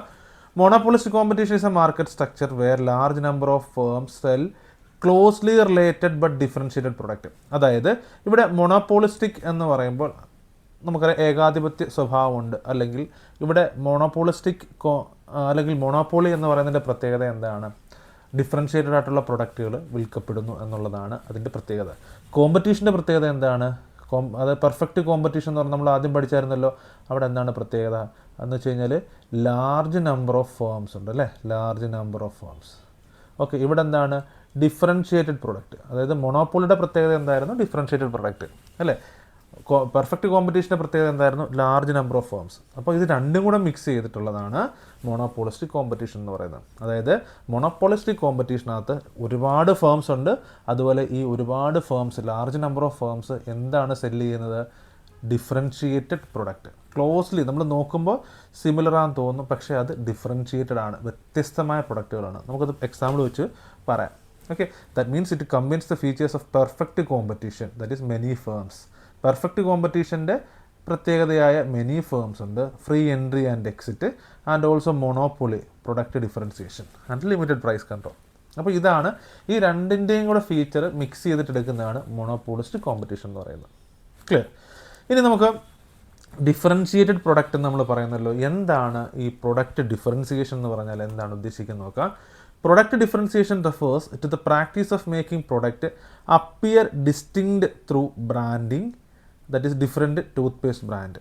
ഓക്കെ, അതായത് നമ്മളൊരു പ്രൊഡക്റ്റ് ഡിഫറൻസിയേഷൻ എന്ന് വെച്ച് കഴിഞ്ഞാൽ നമുക്ക് നോക്കുമ്പോൾ നമുക്ക് ഓൾമോസ്റ്റ് നമുക്ക് ഈ പ്രൊഡക്റ്റൊക്കെ സിമിലർ ആണെന്ന് നമുക്ക് ഏകദേശം അറിയാം, പ്രൊഡക്റ്റ് സിമിലർ ആണെന്ന് അറിയാം. പക്ഷേ ചില കാര്യങ്ങളിനകത്ത് അത് ഡിഫറൻഷിയേറ്റഡ് ആയിരിക്കും. ഒന്നെന്ന് പറയുന്നത് ബ്രാൻഡിങ്. ഇപ്പോൾ ഉദാഹരണത്തിന് നമ്മൾ ടൂത്ത് പേസ്റ്റ് എടുത്ത് നോക്കിയേ. ടൂത്ത് പേസ്റ്റ് നമ്മൾ മാർക്കറ്റിൽ ഒരുപാട് ടൂത്ത് പേസ്റ്റ് കാണാറുണ്ട് അല്ലേ, ഇഷ്ടം പോലെ. അത് ഒരു മൊണോപോളിസ്റ്റിക് കോമ്പറ്റീറ്റീവ് മാർക്കറ്റിനകത്ത് നമുക്ക് ഇഷ്ടംപോലെ ടൂത്ത് പേസ്റ്റുകൾ കാണാൻ പറ്റും. നമ്മൾ ഒന്ന് ക്ലോസ്ലി നമ്മൾ വാച്ച് ചെയ്യുമ്പോൾ ഇത് ഏകദേശം എല്ലാം സിമിലറാണ്, ഇതിൻ്റെ ഉപയോഗമൊക്കെ സിമിലറാണ്, ഏകദേശമൊക്കെ നമുക്ക് സിമിലറായിട്ട് വന്നത്. പക്ഷേ അത് ഡിഫറൻഷിയേറ്റഡ് ആണ്, അതിനകത്തൊരു വ്യത്യസ്തതയുണ്ട്. പേസ്റ്റുകളെല്ലാം ഒന്നാന്ന് പറഞ്ഞാൽ തന്നെയും അതിനകത്ത് വ്യത്യസ്തതയുണ്ട്. എന്തൊക്കെ കാര്യത്തിലാണ് വ്യത്യസ്തത വരുന്നത്? ഒന്നെന്ന് വെച്ചാൽ ബ്രാൻഡിങ് ഇല്ലേ. ചിലപ്പോൾ ഒന്ന് കോൾഗേറ്റ്, ഒന്ന് പെപ്സോഡൻറ്റ്, സെൻസോഡൈന്, അല്ലെ മറ്റ് ബ്രാൻഡുകൾ. അങ്ങനെ ബ്രാൻഡിങ്ങിനകത്ത് എപ്പോഴും ഒരു വ്യത്യസ്തത കീപ്പ് ചെയ്യാറുണ്ട്. ഏത് മാർക്കറ്റ് സ്ട്രക്ചറിൽ? മൊണോപോളിസ്റ്റിക് കോമ്പറ്റീഷനകത്ത്. അതുപോലെ ക്വാളിറ്റി വേരിയേഷൻസ് സിമിലർ ആണെന്ന് പറഞ്ഞാൽ തന്നെ, എല്ലാ പേസ്റ്റും ഒന്നാന്ന് പറഞ്ഞാൽ തന്നെ നമ്മൾ പറയാം ഇപ്പോൾ കോൾഗേറ്റ് ആണ് നല്ലത്, അല്ലെങ്കിൽ ക്ലോസപ്പ് ആണ് നല്ലത്, അല്ലെങ്കിൽ പെപ്സോഡൻ്റ് ആണ് നല്ലത് എന്ന് നമ്മൾ പറയാം. അത് ക്വാളിറ്റിക്കകത്തൊരു വേരിയേഷൻസ് അവർ കൊണ്ടുവരാറുണ്ട്. പല തരത്തിലുള്ള കണ്ടൻറ്റ് ആഡ് ചെയ്തിട്ടും പല കളറിലും അല്ലെങ്കിൽ പല ഫ്ലേവേഴ്സിലും വന്നിട്ട് അങ്ങനെ വ്യത്യസ്തത കൊണ്ടുവരാൻ ശ്രമിക്കാറുണ്ട്. പിന്നെ മറ്റൊന്ന് പാക്കേജിങ് ആൻഡ് ഡിസൈൻ. നമ്മൾ കാണുമ്പോൾ തന്നെ അറിയാം, ഇപ്പോൾ കോൾഗേറ്റ് എന്ന് പറയുമ്പോൾ റെഡാണ്, അപ്പോൾ എപ്പോഴും നമ്മുടെ കണ്ണിൽ പതിയുന്ന കളറാണ് റെഡ് എന്ന് പറയുന്നത്. അപ്പോൾ ഈ പാക്കേജിങ്ങിൽ, ഡിസൈനിങ്ങിൽ ആരാണ് ഏറ്റവും കൂടുതൽ അട്രാക്റ്റീവ് ആവാൻ ശ്രമിക്കുന്നത്? പെട്ടെന്നൊരു കസ്റ്റമറിൻ്റെ ഒരു ഐ ക്യാച്ചിങ് ആവുന്നത് എന്താണ് എന്നുള്ള പാക്കേജിങ് ആൻഡ് ഡിസൈനിങ്ങിൽ ഡിഫറൻസിയേഷൻ കൊണ്ടുവരാറുണ്ട്. അതുപോലെ അഡ്വർടൈസ്മെൻറ്റിൽ, after sale service, okay, location, ഇങ്ങനെ പല രീതികളിൽ എന്ത് കൊണ്ടുവരാറുണ്ട്? ഡിഫറൻസിയേഷൻ കൊണ്ടുവരാറുണ്ട്. അതാണ് എന്തിൻ്റെ വ്യത്യാസം എന്ന് പറയുന്നത്. അതായത് ഈ മൊണോപോളിസ്റ്റിക് കോമ്പറ്റീഷൻ്റെ പ്രത്യേകത. സിമിലർ ആണെന്ന് തോന്നും പ്രൊഡക്റ്റ്, പക്ഷേ പ്രൊഡക്റ്റ് ഡിഫറൻസിയേഷൻ കൊണ്ടുവരാറുണ്ട്. അത് മൊണോപ്പൊളിയുടെ ഒരു സവിശേഷതയാണ്. ഓക്കെ, അതിനകത്തിലെ ഉദാഹരണങ്ങൾ നമുക്ക് ഒത്തിരി പറയാൻ പറ്റും. And due to differentiation each firm faces downward sloping demand curve allowing some price making power in the short run. അതായത് എന്താ പറയുക, ഈ ഒരു ഡിഫറൻസിയേഷൻ ഉള്ളതുകൊണ്ട് തന്നെ അവരിത് എന്ത് കൊണ്ടുവരുന്നു? അവർക്കൊരു പ്രൈസ് മേക്കിംഗ് പവർ ഉണ്ട്. കാര്യം പ്രൊഡക്റ്റ് ഡിഫറൻഷിയേറ്റഡ് ആവുകയാണ്. സോ അവർ ഈ കമ്പനീസ് പ്രൈസിനകത്ത് അവരുടേതായിട്ടുള്ള ഒരു കൺട്രോൾ അവർ ചെയ്യാറുണ്ട്. അവരാണ് പ്രൈസ് കൺട്രോൾ തീരുമാനിക്കുന്നത്. കാരണം ഡിഫറൻഷിയേറ്റഡ് ആണ്, അവർ പ്രൊഡക്റ്റ് ഡിഫറൻസിയേഷൻ കൊണ്ടുവന്നുകൊണ്ടിരിക്കുകയാണ്. അപ്പോൾ അതുകൊണ്ട് തന്നെ they have the power to control the price. Okay, അതുപോലെ consumer choice. Consumers benefit from monopolistic competition because they enjoy variety and freedom of choice. Okay, അതുപോലെ തന്നെ ഈ മോണോപോളിസ്റ്റിക് മാർക്കറ്റ് ഇങ്ങനെ നിലനിൽക്കുന്നുണ്ടുള്ള പ്രത്യേകത എന്ന് വെച്ച് കഴിഞ്ഞാൽ കൺസ്യൂമർ ചോയ്സസ്. കാരണം അനവധി ബ്രാൻഡുകൾ അവൈലബിൾ ആയതുകൊണ്ട് തന്നെ കസ്റ്റമേഴ്സിന് എന്ത് ചെയ്യുന്നു? അവർക്ക് ഇഷ്ടപ്പെട്ട ഒരു പ്രൊഡക്റ്റ് തിരഞ്ഞെടുക്കാനുള്ള ചോയ്സ് കിട്ടുന്നു എന്നുകൂടി മനസ്സിലാക്കാം. Okay, preferences are shaped by taste, brand loyalty, perceived quality and advertisement. Okay, ഈ കസ്റ്റമർ ചോയ്സ് എങ്ങനെ നമ്മൾ എടുക്കുന്നു എന്ന് ചോദിച്ചു കഴിഞ്ഞാൽ അത് കസ്റ്റമർക്ക് ടേസ്റ്റ് നോക്കുന്നവരുണ്ട്, ബ്രാൻഡിൻ്റെ പ്രത്യേകത, ചിലർ ബ്രാൻഡ് മാത്രം നോക്കിയിട്ട് തിരഞ്ഞെടുക്കുന്നവരുണ്ട്, ക്വാളിറ്റി, അഡ്വർടൈസ്മെൻറ്റ് നോക്കിയിട്ട്. അതെല്ലാം ഈ മോണോപോളിസ്റ്റിക് കോമ്പറ്റീഷൻ്റെ പ്രത്യേകതയാണ്. And consumers are willing to pay different prices for differentiated product. അതുപോലെ തന്നെ മറ്റൊരു കാര്യം എന്ന് വെച്ച് കഴിഞ്ഞാൽ ഇപ്പോൾ പ്രൊഡക്റ്റ് എത്രത്തോളം ഡിഫറൻഷിയേറ്റഡ് ആവുന്നു അതിനനുസരിച്ച് വളരെ ഡിഫറെൻ്റ് ആയിട്ടുള്ള പ്രൈസ് കൊടുത്തിട്ട് വാങ്ങാനും ആളുകൾ തയ്യാറാണ്. ഓക്കെ, ഇനി നമുക്ക് മോണോപോളിസ്റ്റിക് കോമ്പറ്റീഷൻ്റെ പ്രത്യേകത നമ്മൾ തുടക്കത്തിൽ പറഞ്ഞ പോലെ പെർഫെക്റ്റ് കോമ്പറ്റീഷൻ്റെ പ്രത്യേകതയായിട്ടുള്ള large number of buyers and sellers ഉണ്ട്. ഡിഫറൻഷിയേറ്റഡ് പ്രൊഡക്റ്റ് ആണ്, ബട്ട് ക്ലോസ് സബ്സ്റ്റിറ്റ്യൂട്ട് പ്രൊഡക്റ്റ്. പക്ഷേ വളരെ ക്ലോസ്ലി നോക്കുകയാണെന്നുണ്ടെങ്കിൽ അതിന് സബ്സ്റ്റിറ്റ്യൂട്ട് ഉണ്ട്. ഇപ്പോൾ നമ്മൾ കോൾഗേറ്റാണ് നമ്മളുടെ ഇഷ്ടപ്പെട്ട ബ്രാൻഡെങ്കിൽ തന്നെ കോൾഗേറ്റ് ഇല്ല എന്നുണ്ടെങ്കിൽ നമുക്ക് അതിനോട് റിലേറ്റഡ് ആയിട്ടുള്ള ക്ലോസപ്പ് എന്ന് പറയുന്ന ഒരു പേസ്റ്റ് നമുക്ക് തിരഞ്ഞെടുക്കാൻ പറ്റും. സോ ക്ലോസ് സബ്സ്റ്റിറ്റ്യൂട്ടും അവൈലബിൾ ആണ്. Low barriers to entry and exit.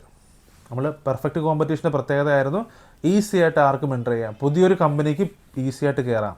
Okay, അവർക്ക് വേണമെങ്കിൽ നിർത്തിയിട്ട് പോകണമെങ്കിൽ നിർത്തിയിട്ടും പോകാം. അതാണ് low barriers to entry and exit എന്ന് പറയുന്നത്. Non price competition plays a crucial role.